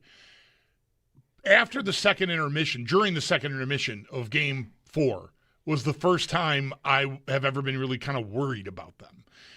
Because I thought like even though it was 2-2, like the penalties, I just thought the penalties might be a troubling sign that they are having trouble staying with this team and that maybe they're physically getting tired, emotionally tired.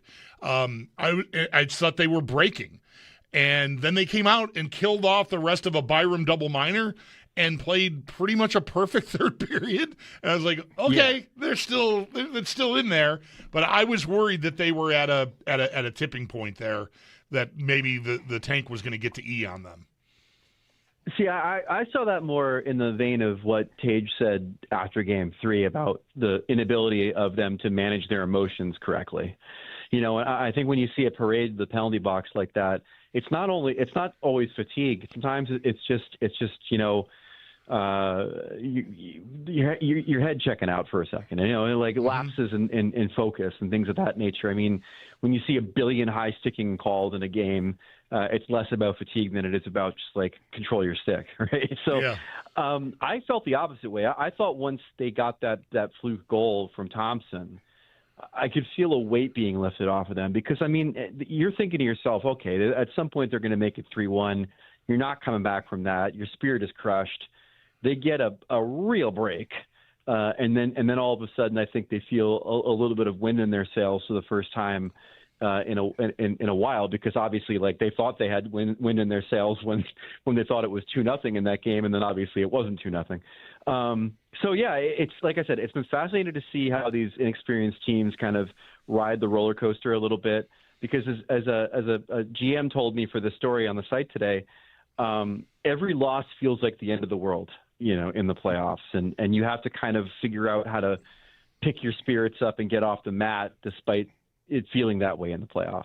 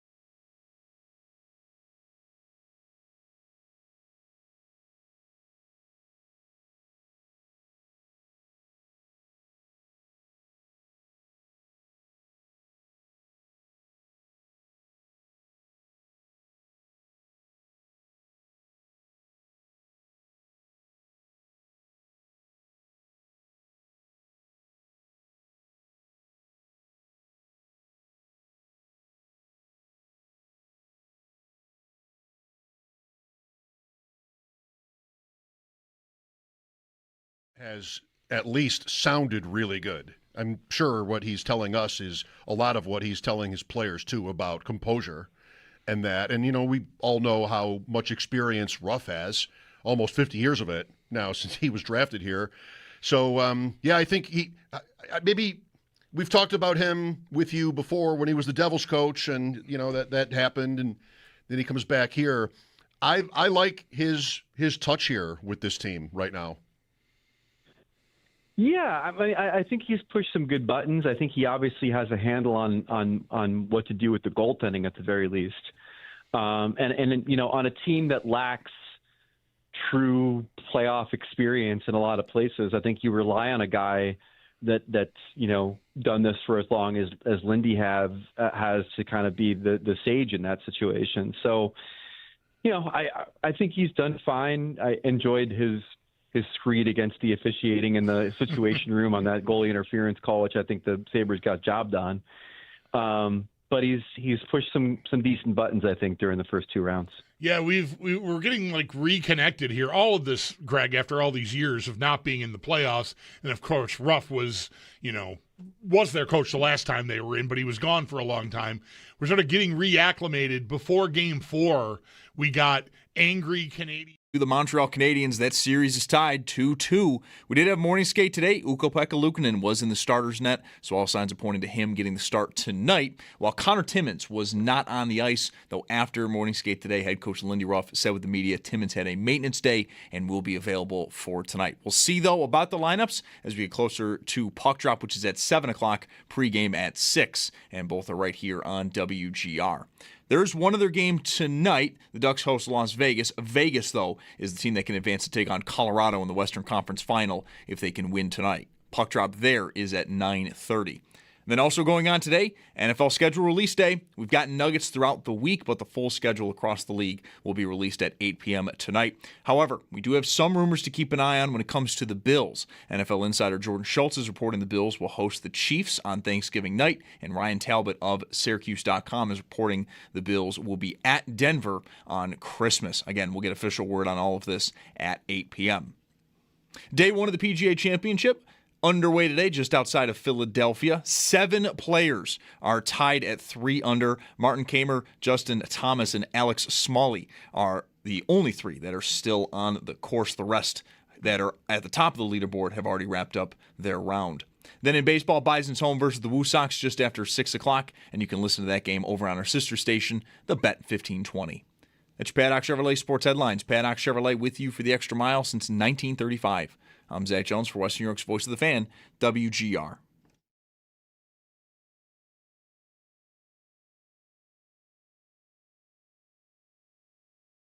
You realize how important home ice advantage can be, and we can't be throwing games away at home. That's something that, not that we've struggled at home, we've lost a couple games there where you realize how important it is to capitalize on home ice advantage, and that's something that we need to do. Josh Doan. Home teams win 54% of the time. It's right with the betting odds. I think, and this has been consistent, maybe not exactly that when Montreal got up 2-1, because the sentiment moved toward the Canadiens naturally.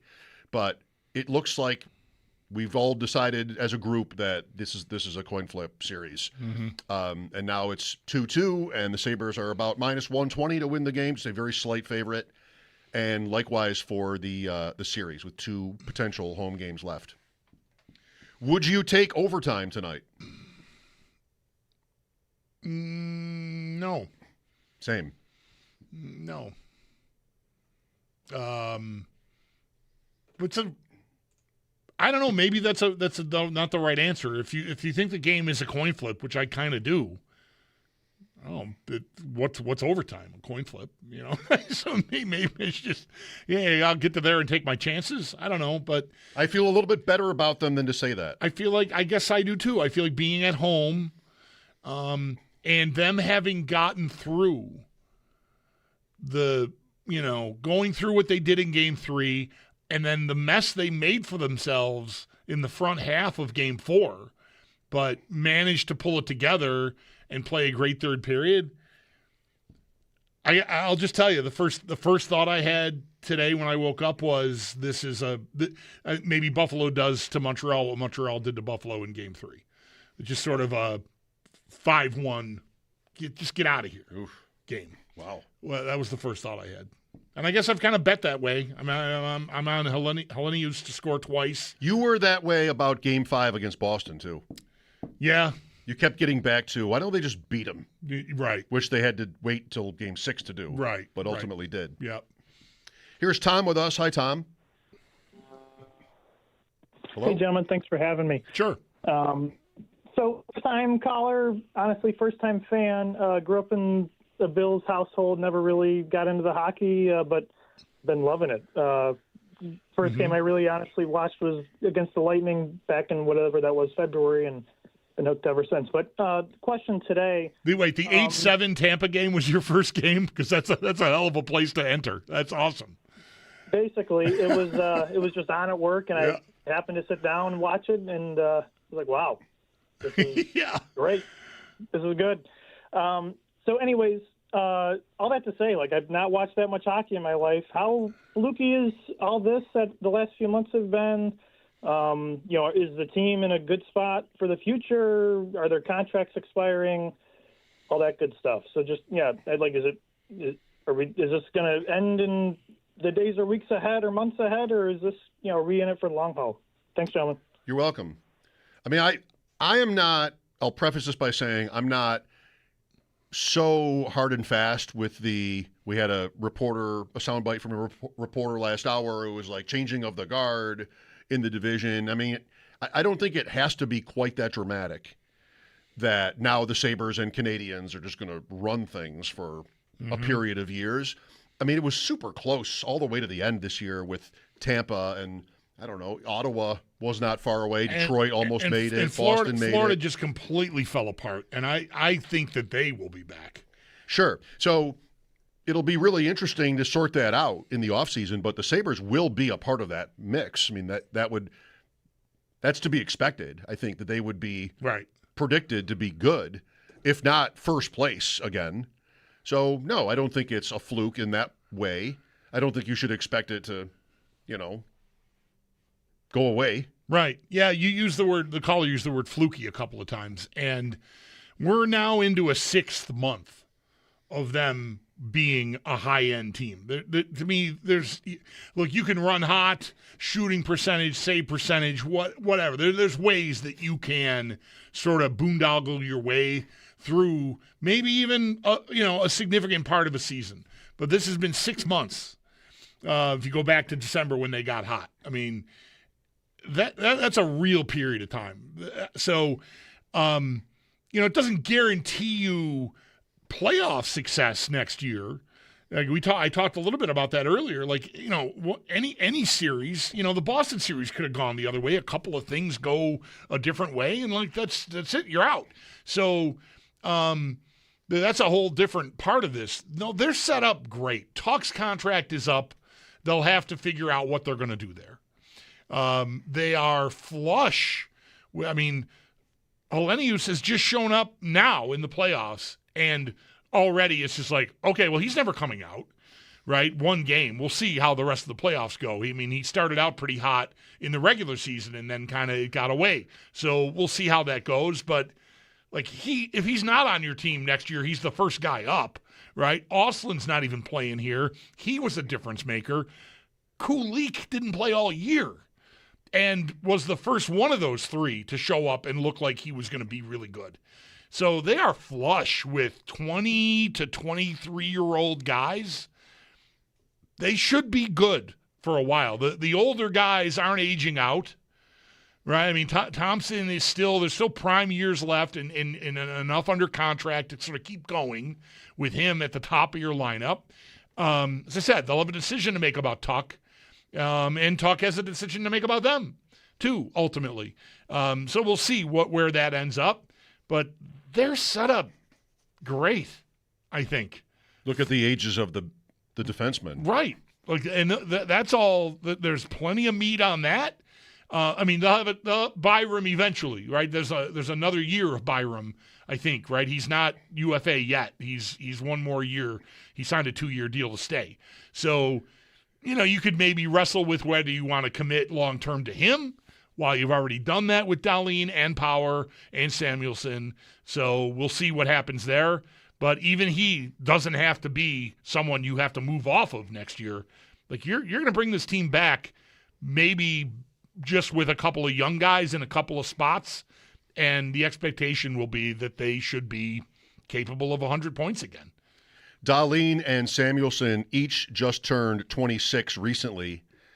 Power is 23, and Byram is 24, I believe. So that's pretty good. Yeah, hopeful for Kulich, becoming the player he was seemingly destined to be. But it's a kind of injury, if it can be called that makes you wonder. Yeah, you might want to. I mean, since we're here, I'll just go all the way because the next layer of this just popped into my head. Like, what could they do? They could look to find their way out of that Norris contract. Like, if they're really bullish on Ostlund and Helenius to being a part of this team next year, then that's $8.5 million, and I don't know. You may have to eat some of that. You may have to pay someone, with a draft pick to take that contract. But I think they should be exploring all of that. If they think those two guys, I mean, Ostlund stepped in the playoffs to replace Norris, and they got better right away. And then he got hurt, and he's been out for this series. And this is all without mentioning Benson, right? Who turned 21 2 days ago, right? So they're just in great shape there. But you could, I might suggest freeing up the money that you're spending on Norris could be spent elsewhere. I don't know what else do I need to upgrade, but they're not going to get returned. That contract is almost always going to be an anchor because he is injury prone, and that is not just a 1 or 2 year thing. Like, almost every year of his career has had something, and we had it again this year. So do you want your highest paid forward as of now to be a guy that you might be hopeful, well, maybe if he has a good year, he plays 50 games? I mean, I think you could move, if you can find a way to pay the price to move that contract, I predict they look into that. Thanks, Tom. Good to have you on the bandwagon. Yeah. Imagine the first hockey game you really watch being 8-7 with fights all over the place. You're like, this sport, where have I been? This sport is incredible. Yeah, and then you sort of say the thing that like announcers say when Dan Marino goes to a Super Bowl about how, of course, he assumes he's probably going to go to all the Super Bowls, even though why would you assume that? Well, I guess every game is 8-7 and right. Fight-filled, and the next game is 4-1, but it's been all so enjoyable. All of that about the roster, I'll just add, not that it needs to be said really, but so much of the sadness around the Sabres for the last few years was centered around how Adams talked about his frustration getting players to come to the Sabres. And Adams starts with the Eichel headache and Reinhart and just like top players who wanted out and, kind of had to try to define building the Sabres around this premise that, well, we only want you if you really want to be with us. And now that might be more interesting to players around the NHL, right? I mean, this has been really fun. Who knows how far they can take it? And just obviously you would think that they might be more of a destination than they have been, I don't know, ever. Maybe it's ever. A certain number of years ago, it's not even relevant because there wouldn't have been free agency, but 30 years of it or whatever it is. Yeah. Even 06-07, that was not a no-brainer, right? Because they weren't going to spend. Right. Drury leaves, Briere leaves.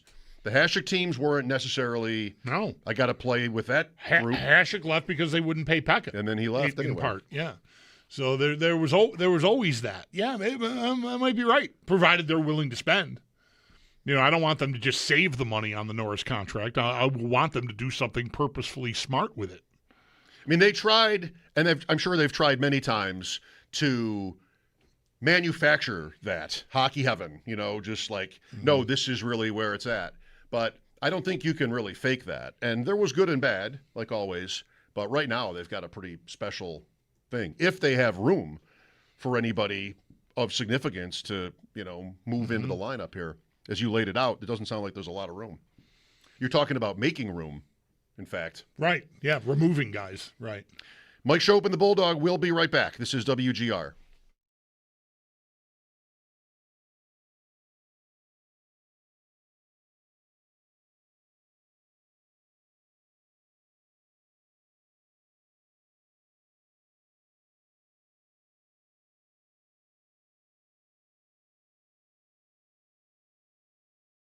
Folks, Bulldog here. I've had window.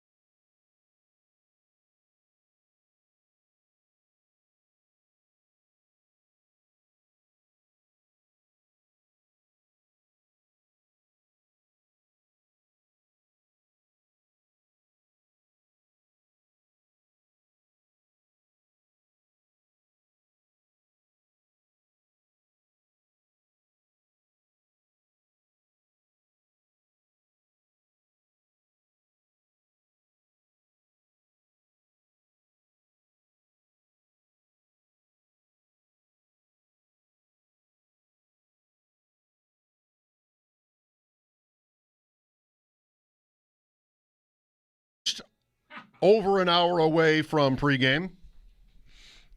What? I love this song. What is it? Rock and Roll Never Forgets, Bob Seger and the Silver Bullet Band. Off of the Night Moves album.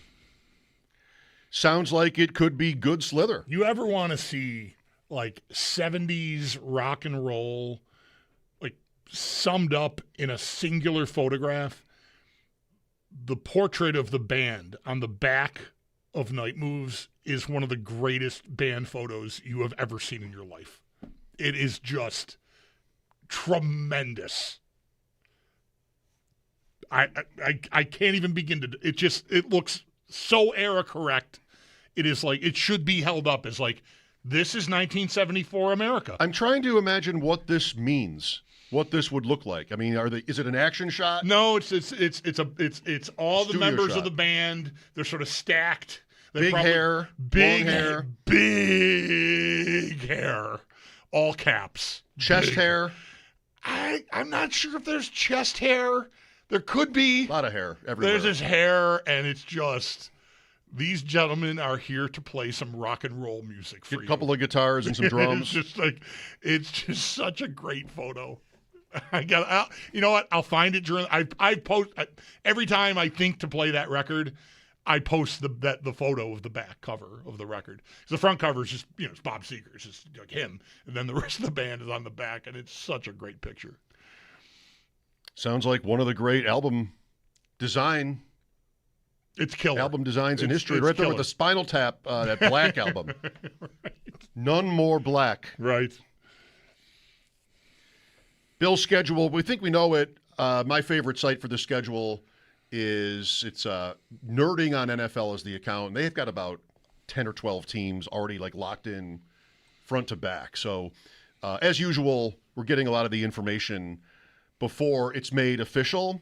And the Bills have some interesting stretches of games. That one late, Chiefs, Patriots, Packers, Bears, Broncos will be really interesting to talk about. Back to the Sabres after the update on WGR.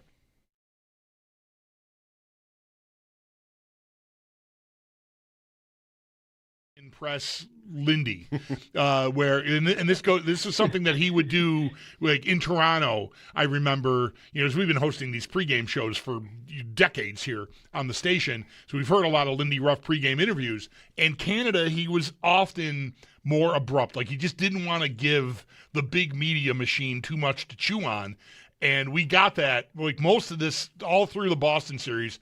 It's 10 minutes, 12 minutes. He's just joking with our reporter and everybody. Before Game 4, it's just like 4-word answers. Like, asked about the lineup. Well, how do you know he's playing? And I don't know that has to be taken as a sign of tension. I feel like it's just Lindy being Lindy, like choosing this opportunity to not be all that, pleasant. And then after the game, we get their diving and all the stuff about the goaltending or interference. Like we're getting peak Lindy. Yeah. Playoff Lindy is back in effect. Is all I'm trying to say here. Playoff Lindy's back in effect, and like you said, I mean whether it's calculated or just that's what naturally comes out when the tension is this high. It's what you get from the guy, and there's a certain problem. I think every coach is sort of playing a role depending on what the situation demands. Your righteous indignation over diving, your soft criticism of the officiating, all that stuff is sort of like grist for the mill in the playoffs. But Lindy's doing a good job of it. Do you have a lean here going forward in this series? I mean, it's almost a coin flip on the betting markets. Sabres with home ice anyway. Yeah, I mean, I picked Buffalo before the series. I'll stick with it. I think the way that they finished, as you said, Game 4 was a good sign going forward. I like them in the series. I like the depth that they've had. I think that having the two options at goal has been beneficial all season and continues to be. Montreal is a pesky team. And they've certainly got some players that can make your life miserable offensively. But overall, I've long felt that Buffalo had the better depth in this series. And, it's just their worst game was due to inexperience. I really believe that. Like Game 3 was totally having to deal with the emotions of playing in that madhouse of an arena and everything else. And I think once you get through that, then you can exhale a little bit and know that top to bottom, you're the better team in the series. Greg, has there been anything through 4 games that you would say has surprised you about how it's gone? Not necessarily. Again, like they're getting contributions from the players that you'd expect. I would say probably the amount of penalties is a little bit surprising because, as Lindy mentioned, arguably their best game of the playoffs was Game 6 against Boston, and that was a game in which they had 1 minor penalty. And you'd figure that'd be proof of concept that when you stay out of the penalty box, good things can happen. And yet they didn't seem to learn that lesson. Now, again, it could be the environment, it could be mentality, it could be exhaustion, it could be a lot of reasons why there's been so many minor penalties in these last 2 games. But, once you've established that if you can keep your nose clean, that you can play an outstanding game of hockey and close out a series, you'd figure they would try to stay out of the box a little bit more often.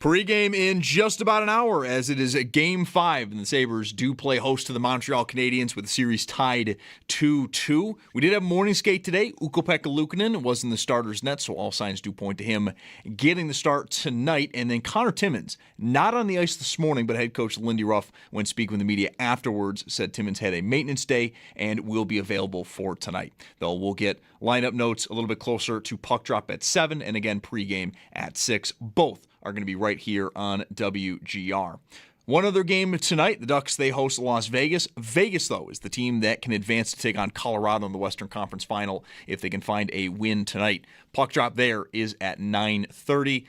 Also going on tonight, over in the NFL, it is schedule release day. We've gotten nuggets throughout the week, but now the full schedule across the league will be released at 8 p.m. We do, though, have some rumors to keep an eye on when it comes to the Bills. NFL insider Jordan Schultz is reporting the Bills will host the Chiefs on Thanksgiving night, and then Ryan Talbot of Syracuse.com reporting the Bills will be at Denver on Christmas Day. Again, we'll get official word on all of that at 8 p.m.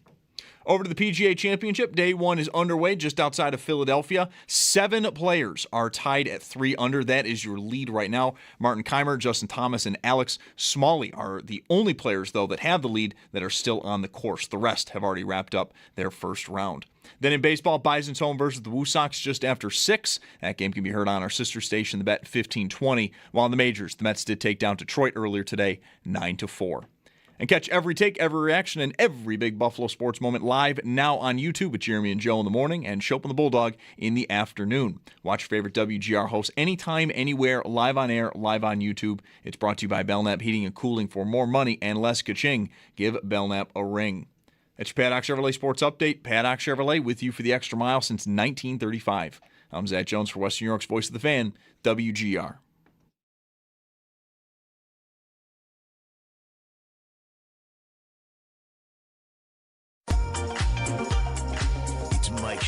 Hey, put a little. I never get this line out the first time. It's not even good. Hey, put a little bit more in there, cowboy. And the Bulldog. What's your degree in? Kicking ass and taking names. On WGR Sports Radio 550. Game 5 in 2 hours. What a scene that'll be down there. Cannot wait. Inside the arena, outside the arena, as ever. Game 6, if you missed it, the watch party is inside the arena. They want a $5 donation. And will they fill it? Maybe it depends on tonight. Yeah, I think if they have I think it'll be pretty close to full either way. But boy, if they win tonight and have a chance to clinch Saturday night, I think a lot of people. I mean, I would even definitely think about going down there for $5, just to be a part of that scene. Mm-hmm. Saturday. Yeah, Saturday night. And that's 8 o'clock face-off on ABC. I think if you just didn't already just say that, whatever. I said it again. And then, we learned while we were talking to Greg Wyshynski last hour that Game 7 will be at 7:30. If needed. If needed, yeah. On ESPN. Right. Especially that Saturday night idea might work for you because the UFL doubleheader is in the afternoon. Oh, well, that's 12 good. and 3, I believe. Good to know. So you can watch both United Football League games and then go. Yeah. Listen to me. I'm all sort of pumped up. Saturday should be nice, right? The forecast is supposed to start getting pretty promising, I think, into like tomorrow. 80. Yeah. By Monday or Tuesday. Saturday is Porch Fest around the Elmwood Village area, so that should be You'll have a hoot of a day. You'll have the Renegades on. Renegades against the Crushers. Yeah. Well, I'll be dipping in and out of bars on Saturday. You're so superior to the United Football League. Actually, I am. I will put my name on that. Yes. I don't superior. I just don't care. Don't care. Yeah, it's not. So if you like it and that gets it done for you, knock yourself out. I'm not going to judge you. I'm not going to watch. Yeah. Like if my job at some point requires me to pay attention to the UFL, then I would pay attention to the UFL. I mean, not that, my job requires me to pay attention to the Bills and Sabres, but I'd be doing that anyways. So it's why you're a fit. It's one of the things that really works about this for me professionally. But stuff that I don't need to be watching. I mean, there's stuff I watch that I don't. I watch golf every weekend. We don't talk about golf every week on this show. So we could start. The UFL, I got room. There we go. Just off my screen for a second. Let's go to Kent here. Hi, Kent. Hey, guys. How you doing? Great. Thank you for calling us. Yeah, no, it's awesome. I love you guys. I'm a huge Alex Tuck fan, but with the rise of Benson and now Consta Helenis, hopefully I'm saying that right. You're fine. You fit right in. Okay. Is Tuck losing his value at all? I keep waiting for him. I know he's got a lot of stats. He looks good on the stat sheet, but there's been times in some of these games where I'm waiting for him to lead the charge a little bit and really just, play outstanding, which he does. And I'm just hoping that he stays around. But I wonder if the young guys are sort of shoving him out. And then real quick, Bulldog, you must be so proud of Owen because he's such a natural on the air, man. And I just love listening to him in the morning. So those are my 2 parts. Thank you, Kent. I appreciate that, and you assume correctly. I am. I'm glad for him. This worked out pretty nicely for him that the Sabres got hot, and he's even the timing of Sneaky Joe and his wife having a baby has given him more airtime in the morning at a time when people are tuned in because of the Sabres. So good for him. I'm very happy for him. And Joe is back Monday. And Joe will be back on Monday. That's correct. Tuck, everything I just laid out about what they've got coming. Could get you to, do I want to commit big money on a big long-term deal to someone who he's going to turn 30 here during May at some point? That I think still I think the organization would want to do it, but is there a breaking point? Because I don't think it's a blank check. When we first started talking about this, before the season even began, it was like, they're just going to have to give him whatever he wants for him to stay. And I don't know that you have to be in that posture anymore. You maybe could capably replace him with the money that you save because you are more of a destination now. So you're going to have to work your way through that. I'd be reluctant. I want to have room for Ostlund and Hellenius on my team next year, but I don't want to do it to the extent that I'm counting on them to get me 70 points. Which, even Benson, as cool a story as Benson is, and maybe next year is the year where the hockey card stats really come along because he is scoring in these playoffs. But he's not even a 40-point player in the regular season yet. So you're going to need, the points are going to have to be there. And Tuck is a proven producer. So I'm inclined to I'm going to get to some number that would break me probably at some point.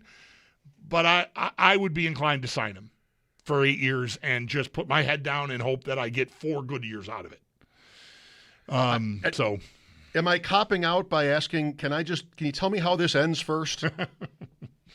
Tuck would be, this can be said of any player on the team, of course, but Tuck would be really great to have score first tonight.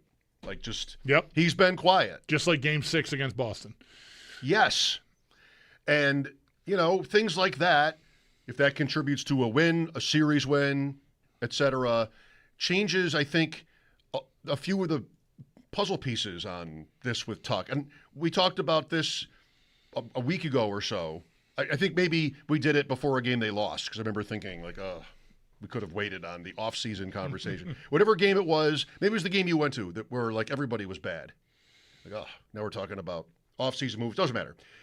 I want to know how far they go and what he did to contribute to it from here, even before getting, sitting down with it. It could peak. It could be, I don't think he can win the Conn Smythe at this point, maybe, but you know what I mean? He could be a star and they go to the finals or win. Then it's different. It's a different feeling, at least, than if they go out here and we're talking about what he didn't do in the Montreal series. Right. But, it's still a relatively small sample size thing. But I want to know, I feel like I could be vulnerable to, you and your Red Sox point, if they get there, I'm going to want everybody back.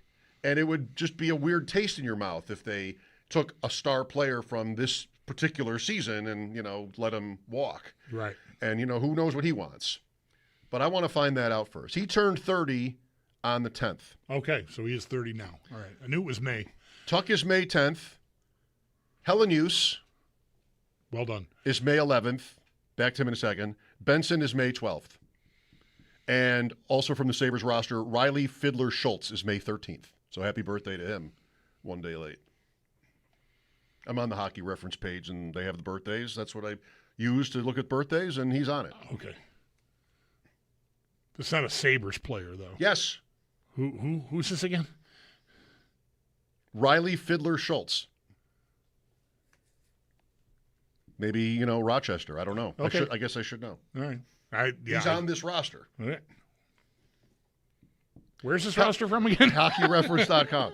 I've just never heard them. It's from Etsy. I don't know. It's my page. Schultz. I don't know what the hell you're talking about. You don't know who that is? I don't know who that is. Draft pick of no, not a draft pick. Any I don't know. All right. Sorry to mention it. Let's stop dwelling on it. I'm sorry I attacked you over it. Hellenius. So I just saw a clip of the player saying his own name. He was asked how to pronounce his name, and that's it. Until he changes it in a couple of years like past Sabres have done. No, that's how he said it. Hellenius. Right. Kind of like no particular emphasis on any syllable, and I would say that it's 3 syllables. But there is that. That's what threw me. Sound in I there. was right. I was right there with that all along, but then I saw it. I think it was Brayton Wilson. There's a Y. Hellenius. Hellenius. Slow it down? Yeah. And now I'm just getting tangled up, so I'm just going to go back to Hellenius. I feel like that's how he says it. Hellenius. That was as long as you get that little turn in there. Right. I don't think I had the turn before. No, I don't think you had the turn. Now I got the turn. Now you were I was way closer before I started overcorrecting. So anyway, but good. There's a little common ground here. Yeah, I feel I'm at fault for turning you in a different direction on him. Because I just didn't want to. Well, I couldn't believe it would be pronounced that way. Yeah, you like almost refused to partake in the "he wants it said this way" debate. But really, honestly, that didn't throw me. You would say it that way, and I'd be over here. Anytime I would say it, and I felt comfortable saying it my way. But then this thing about the 4 syllables and the little, almost barely audible Y in there is what really got me tangled up today. But I'm okay. I think I'm okay now. Helen use. It's not that hard once you know it. No, right. Helen use. I'm fine. Ryan is next. Hello. Hey, guys. I hate talking about the offseason when we're in the middle of the playoffs, but I'm sometimes conditioned as a Buffalo sports fan to kind of start thinking about the offseason. Tuck, I love the player a lot, but the one thing that I think we forget is when you're asking about how to replace his points and you look at the roster, it's like an apples and oranges comparison because – Benson may have 40 points, but when you're a line one and a power play one guy and you're getting those minutes and playing with those players, you're expected to at least get a point a game if you're going to be one of the top teams in the league. So until they get that opportunity, it's hard to see. Sure, yeah. I mean, Tuck just in the playoffs alone is averaging 4.5 minutes more per game. The penalty kill is maybe a big part of that for Tuck and Benson as a direct comparison. Because Tuck is like a key, he's a regular rotational penalty killer, and Benson is not. He has started. He's on a power play now, Benson, but he hasn't always been. And he also didn't play a full season this year. He missed some time. So we'll see where it goes. But my point holds. I don't want to just assume because the young guys look promising that I can count on them to replace the production of somebody who's been a top-line performer now year over year for them. You just have to decide whether you want to live with years that are going to be risky at the moment you sign the contract. But I feel like I've been saying this for years. We've sort of stopped saying about the Sabres because, what's the point up until, this December and not really thinking about who's staying, who's going, how you're spending your money because it was just like, whatever. They're just in a holding pattern of not even mediocrity. So what's the point? Now I think all that sort of bubbles back up. You just got to learn to deal with, this is how it gets done. You have the ability to give him an 8-year deal until July 1st, and you have to probably expect that some of that, maybe half of that, is going to be bad or at least questionable by the end. But you're buying the stability and certainty of having this proven performer on your team still in his prime, which, again, doesn't last forever. But they'd have to me, if they decide they don't want to pay him whatever it is he is seeking, they can't reach an agreement, they need to replace him with a proven NHL scorer, not just with a kid. That's all. You're a contending team. You got to act like a contending team. And I just don't – I'm going to have a hard time accepting we think the kids can do it. I got to see that before I'm ready to bet on it for a whole season. I like talking about the offseason. I don't really like talking about it on the air during the playoffs when I think it's possible that the players are listening. And I think we're probably late enough in the day where I'm not going to worry about that right now. Right. But I'm just sort of distracted by, what this isn't good enough for you? You got to already get to next year. And I think that's a really fun part of following sports is the roster stuff. I mean, it's something I feel like I have a much closer claim to being knowledgeable about than actually how to play and what it's like to be Alex Tuck, and those things. So it's an entry point for those of us who are not pro athletes or anything close, what would you do? It's also what makes coaching moves interesting. Like, what would you do? That's what we've talked about almost the whole time here with whether Luukkonen will play again and should he and so on. So I'm not in a rush. I do like talking about the offseason, which will maybe seem really short this time. To whatever extent we were plugged into the Sabres, like you were kind of just saying it was not really that strongly in recent years. Well, I feel like it was as bad as that or worse. It was, for me, like, get in when the draft is close, talk to a couple of draft experts on their rankings, then you fall into July 1st and free agency, and that always goes miserably, and then we put it in a box until training camp. You know, that's kind of like right. It's not the Bills. It certainly hasn't been. Maybe this year, I think again, the big point is that there isn't really that much to do. You know, and I think it's mostly a coincidence.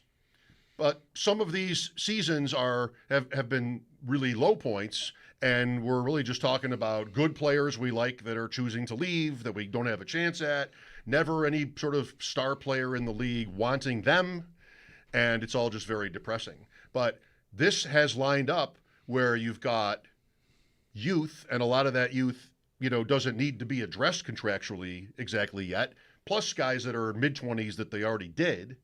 So that's mostly taken care of, and 109 points, and you're in the second round so far. That's just that's a nice coincidence that it's lined up that way. They're not really at any. They're at an end point on Tuck's contract, and that is like the only end point on the horizon. Everything else is sort of at least extended until a year from now. Unlike 2007, for instance, right when you knew the clock was ticking, and like, are they gonna keep both of these guys? I think we knew as that season was winding down. Of course, they're not going to keep both of these guys. It's a long time ago, but I mean, to an extent, it felt like an ending. Yes. 07. Sitting there in my seat after Alfredson's goal, looking at the bench, and then the handshakes, and then you get Drury at the press conference, you know, talking about that they didn't pay the price. Right. And like, well, this is maybe over. You know, I didn't want to think so, because they still had a collection of good young players. Yeah. But, you know, if you're going to lose your top two veterans like that, it's, as we learned, not easy to overcome. I believe one of those players is on the drum tonight. Yes, Jason Pominville will be just on the drum. Leader of the charge is a Bills thing. Whatever. Pominville will bang the drum. Is there an official title? I don't know. I think bang the drum. I think is it. He's on the drum. The drum banger. Pominville. Miller had game 2. Was it William Fickner? Bill Fickner, yeah. Had game 1. Hell in use. Hell in use. Yes, that's right. That was game 1. I don't know about the last round. Rafi Torres. Who? I know Allen did game 2 and they lost. It was like, get the Bills out of here. We were at game 5. I didn't. What the hell happened there? I don't remember who it was. It's on the other side. We were in our seat. It's on the Jumbotron. Like, that too, there was no. Oh, it was the Blade Gang. It was the rollerbladers. Yeah, they all. Yeah, because I remember we were sitting there doing our show, and they were on the concourse, and I think we're giving sort of a walkthrough, if you will, on where to go and everything. And the whole group of them were out there for that game 5 against Boston. I love that on the morning show they have a drum draft. Okay. Wow. They've all drafted 5 or 6 guys that, you know, Jeremy today wanted to tweak the rules, and if you could pick a game, if you get the game right, you get double or something like that. Okay. Wow. Right up my alley. Yes, it is. Good idea. You should have called in and participated. I should have. Tim is next. Hello, Tim. Hey, how's it going, guys? Good.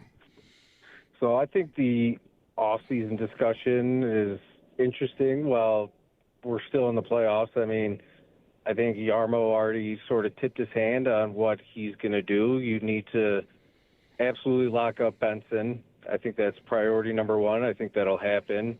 And then I don't see a way Tuck is coming back.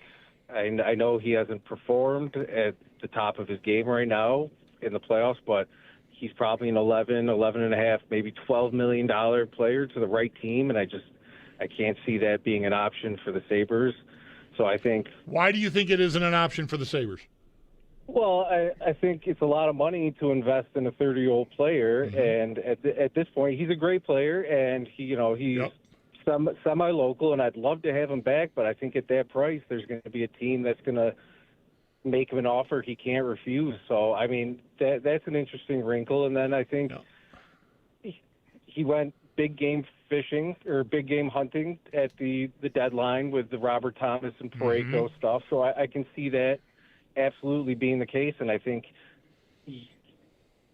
don't think it's necessary, but he might have to find a way to get rid of some bloated contracts. I mean, Greenway and Norris are the two that come to mind. So, I mean, you clear those out, you re-sign Benson, you let Tuck walk, and then I think you got enough in the pipeline and as far as picks that you can absolutely grab a Robert Thomas or somebody young that's cost-controlled that you can add to this roster to replace Tuck's production. We will see. Thanks, Tim. I like do I need to go? I don't know. No. Exchanging Norris for Thomas would be a dream.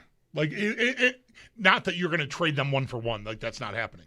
But if you can offload Norris and find your way to Thomas, which, I don't know. It seems like they made some headway on that. I mean, that had some traction. I had a Robert Thomas trade day. Before the deadline. You were out one day, and I spent the whole day on it because it felt like it had enough that even the big guys were, there's some traction here, like in a way that like sometimes what follows 10 minutes later is here's the trade. Like it felt like that day. So that, I mean, they can pick that up and find their way to something. Like I'm totally here for it. But I pushed on the way the guy matter-of-factly said the Sabres, I don't see them being able to do that. And I thought he was inferring that they wouldn't pay. Like it's more like because of the cap, which is completely, it is the conversation. I thought the caller was sort of implying the Sabres just won't pay.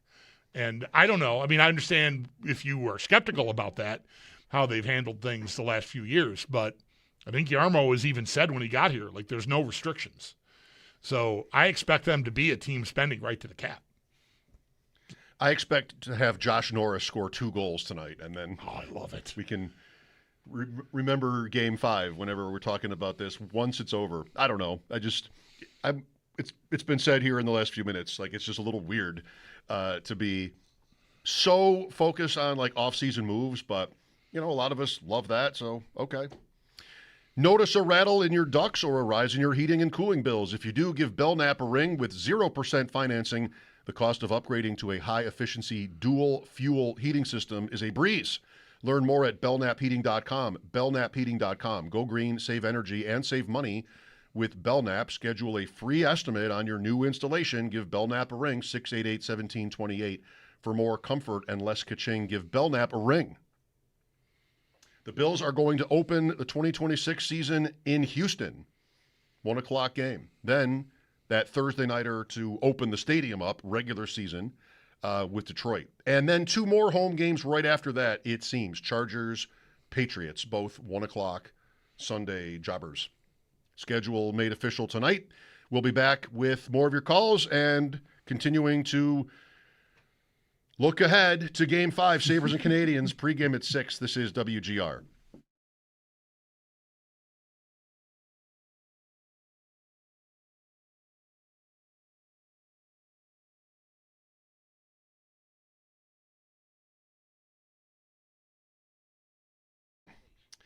Outlet Liquor, George Urban.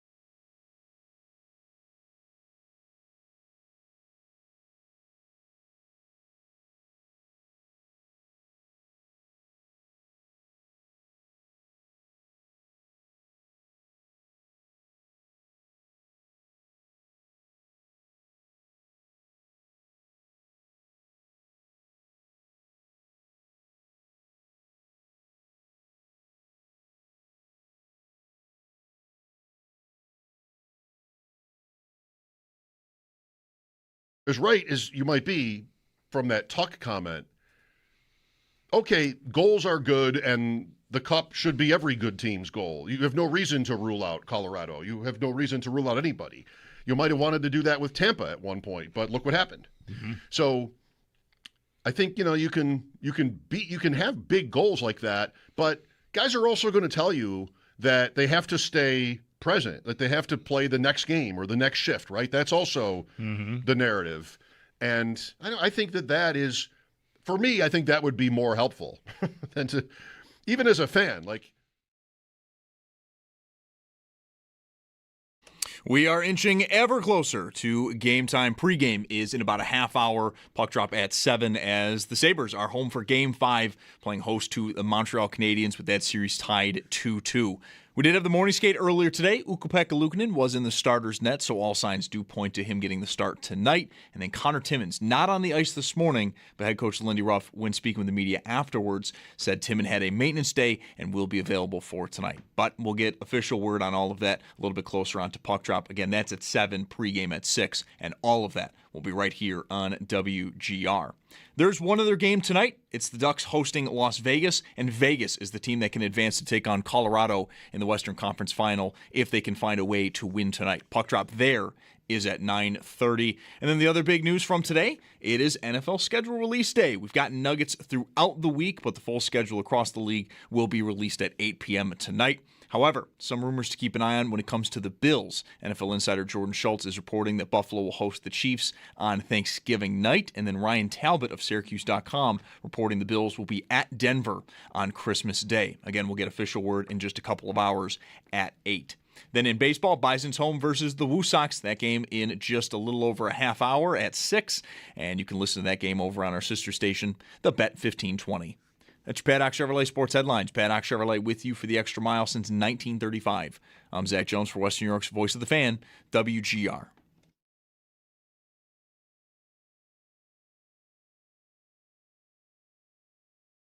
I thought once they got that fluke goal from Thompson, I could feel a weight being lifted off of them because, you're thinking to yourself, okay, at some point they're going to make it 3-1.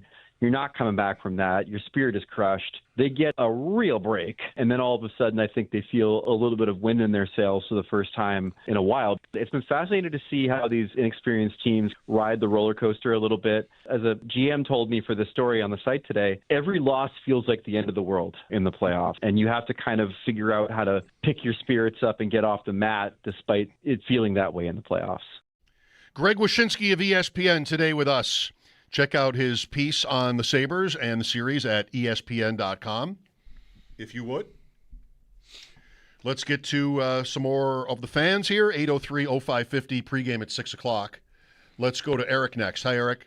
Hey, how you doing? Good, man. Thank you for calling. Thank you for accepting my call. First of all, I'm going to start off with let's go Sabres. I was a little nervous, but the closer I get, the more confident I build. I sit here watching the game from yesterday, and I know we've been giving Benson a lot of love. He's been playing tremendous. But the way Josh Doan has been doing, the couple goals that he had and even in the Boston series when he fought with players to stay on the stick and maintain control of the puck is tremendous. So I just wanted to give shout out to Josh Doan, that whole line. Let's go Sabres. Let's go. Thanks, Eric. Yeah, I love it.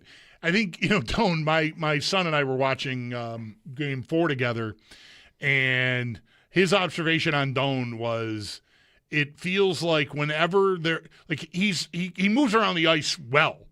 Like he's a good skater. I wouldn't say he's a great skater. But when there's a loose puck, it feels like he's got a turbo button. Like he just is able to find whether he takes the best angle or what. It's probably some combination of all but he just seems to just get – there's another level when there's an opportunity for a loose puck. And you just love to see it. He's made a ton of plays this year, and like the caller said, even in these playoffs, where he really outwills you. He's beating you because he wants to get there, which is fantastic. He wants it more. I think he wants it more. He might. That goal that Benson scored Game 6 in Boston from Doan is maybe the Sabres play of the playoffs. Joe is next. Hi, Joe. Hey, go Sabres. Yeah, go Sabres, right. Yeah, I just wanted to call in. I wanted to talk about UPL for a second. I was just thinking back how when he first joined the team and had his debut, the only current roster Sabres that were on that team were Thompson, Dahlin, and Samuelson. So I just really wanted to express some faith in, the guy we've had for 5 years and who's clearly been our goaltender. And I really just wanted to express that, we should trust him to do 2 games in a row. He did it in March. I think it was the 21st and 23rd, and he did it in April. I want to say the 6th and the 8th. So I just think, we have a great team, and we got to just have faith. Thanks, Joe. So 2020, 2021 is when Luukkonen debuts in a game against Boston that the Sabres won 6-4, and the losing goalie was Yaroslav Halak. There's a name. One-time Sabre. Sort of one-time Sabre, right? Right. Was he on the bench for a game, but he didn't play? I'm not even sure if he got that far. I don't know either. I can't remember. He was a part of the Ryan Miller trade that came around the deadline in, I think that was the 13, 14, 12, 13, whatever. Whenever Miller got traded. I can't remember the exact year. Well, you would enjoy looking up the Sabre lineup the night of Luukkonen's first game. Oh, boy. Anders Bjork. Yeah. Wow. Drake Kujula. Tobias Reeder. R2 Ruotsalainen. Oh, of course. Yes, R2-D2. Riley Sheehan. And Taylor Hall scored for Boston in this game. April 23rd, 2021. I think that's his debut. Sound right? Okay, so Taylor Hall had been traded to Boston by the Sabres already? I guess. And did you win a bet on that goal or something? Like you had a bet with Paul about Taylor Hall scoring.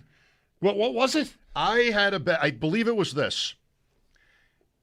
Maybe it's like a deadline move. I'm not sure if the schedule is like right yet because of COVID and everything, but right. He would score more goals against the Sabres than he scored for Boston than he scored for them.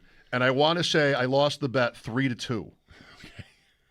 Did he score 3 goals? He scored 2 goals for the Sabres, so it might have been 2-2. I don't know. I'm not even sure that I lost. That was the bet, though. That rings a bell. Taylor Hall scored 2 goals for the Sabres in 37 games. He has 12 points in this playoff in 8 games for Carolina. Wyshynski was good on them. The thing the caller points out about Luukkonen cuts both ways, though. Like, yes, he's been here a long time, but he, aside from, well, they tried him as their one going into the playoffs this year and down the stretch, right? He played a few games in a row. The caller's referencing games in a row that he played in the regular season, and that was leading into the playoffs, and that lasted until, the second period of game 2, and then that changed. There's a half a year, 2 years before this where he's excellent from like January to the finish. They don't make it, but he's good. It looks like, okay, he's establishing himself. But it still didn't take hold from there. So what you've got is, yes, he's been here long enough that you can choose to think he's not that good because he's not established himself as the number 1 goalie in the NHL yet. So he's kind of just a guy, I think, maybe to a lot of fans still, which is fine. I mean, that's he has. You can't deny it. He's never established himself as a go-to number 1 goalie. And even this year, where he shared, it was a timeshare. He played excellent, but he's not at that level. So anytime you're there, you can feel a little bit like, I still don't really have a guy. And I think that is hanging over Luukkonen. It's, you can have faith in him that he's been through it and is experienced, but I think the other side of that coin is he's never come through enough to be a guy that you really feel like, oh, I got it. I got this goalie. He's got it locked down. Well, what an opportunity he has right now. Tremendous, yes. He got the redemption game in Game 4. He was very good, and may he keep it rolling. Jim is next. Hi, Jim. Hey guys, how are we tonight? Fantastic. I'm super excited about. I'm super excited about tonight. But I'll tell you what I don't want to have happen, and it's the first time I think it's ever happened to me when I'm watching hockey, is the dumb penalties that our stars were taking made me so angry about them than I was against Montreal.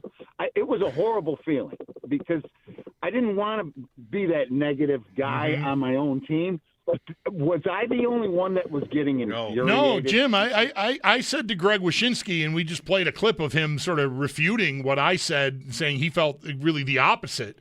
Because I told him, and I said this on our show yesterday, after the second period of Game 4, that was the most I've questioned whether this was all about to end. Because I thought the penalties were a sign of them cracking. It was Thompson. It was Dahlin twice. It was Byram. It was Zucker. Like, it was all the leader-type guys on your team were taking these penalties that, sure, you can argue this is a dive and that's a dive and they missed this cross, whatever. But those penalties weren't far-fetched to me. I think Montreal embellished a couple of them, but the Sabres put themselves in a position to be called, and they were. And I thought they were kind of coming undone. And so I was really worried. I mean, I wasn't rooting against them, or like, I don't know, but I felt I was shook. That's why I said it was kind of incredible to me that they ended up winning the game and played such a great third period, because I was afraid it was getting away from them. And I do have one more quick question, and I hope this isn't stupid, but when they're in the face-offs and the guy gets bounced out and somebody else has to come in, do they do that like when we're on the road? Do our guys do something so that if they know they don't have a good matchup against the face-off guy they're facing, and the other guy who's on the outside might have it? Am I kind of? I bet it happens. I think there's some tactic to maybe more so than trying to get yourself tossed so you get the other guy in there, because you would just put the other guy in there if you like that matchup better. But you might try to do something that causes the other guy to get tossed. Like that kind of gamesmanship, I'm sure happens with draws. Like you got a guy that's having a night where he's 10 out of 14 in the circles, the middle of the second period, and you got a defensive zone draw, and you want to win it, keep them from getting a chance near the end of the period or something, you might try to get him tossed by moving or suckering him into moving. I think that's tactical stuff that would make sense to me that would happen. Or you could just end up cheating a little bit and winning the draw. Right. You know? Yeah, am I right? Does it seem like we're at a record time here? What a time to be alive of players getting thrown out of face-off circles. I feel like the face-offs have become more and more tedious. I don't think it's just that we're ratcheted up because of the playoffs and the anxiety.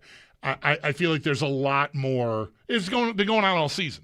There's a lot of standing there, and I don't know. They're trying to do a fair job, but it just seems like it's taking longer than ever this year. Yeah, not just you. 6 o'clock, Paul Hamilton joins for pregame. Mike Schopp and the Bulldog here, WGR.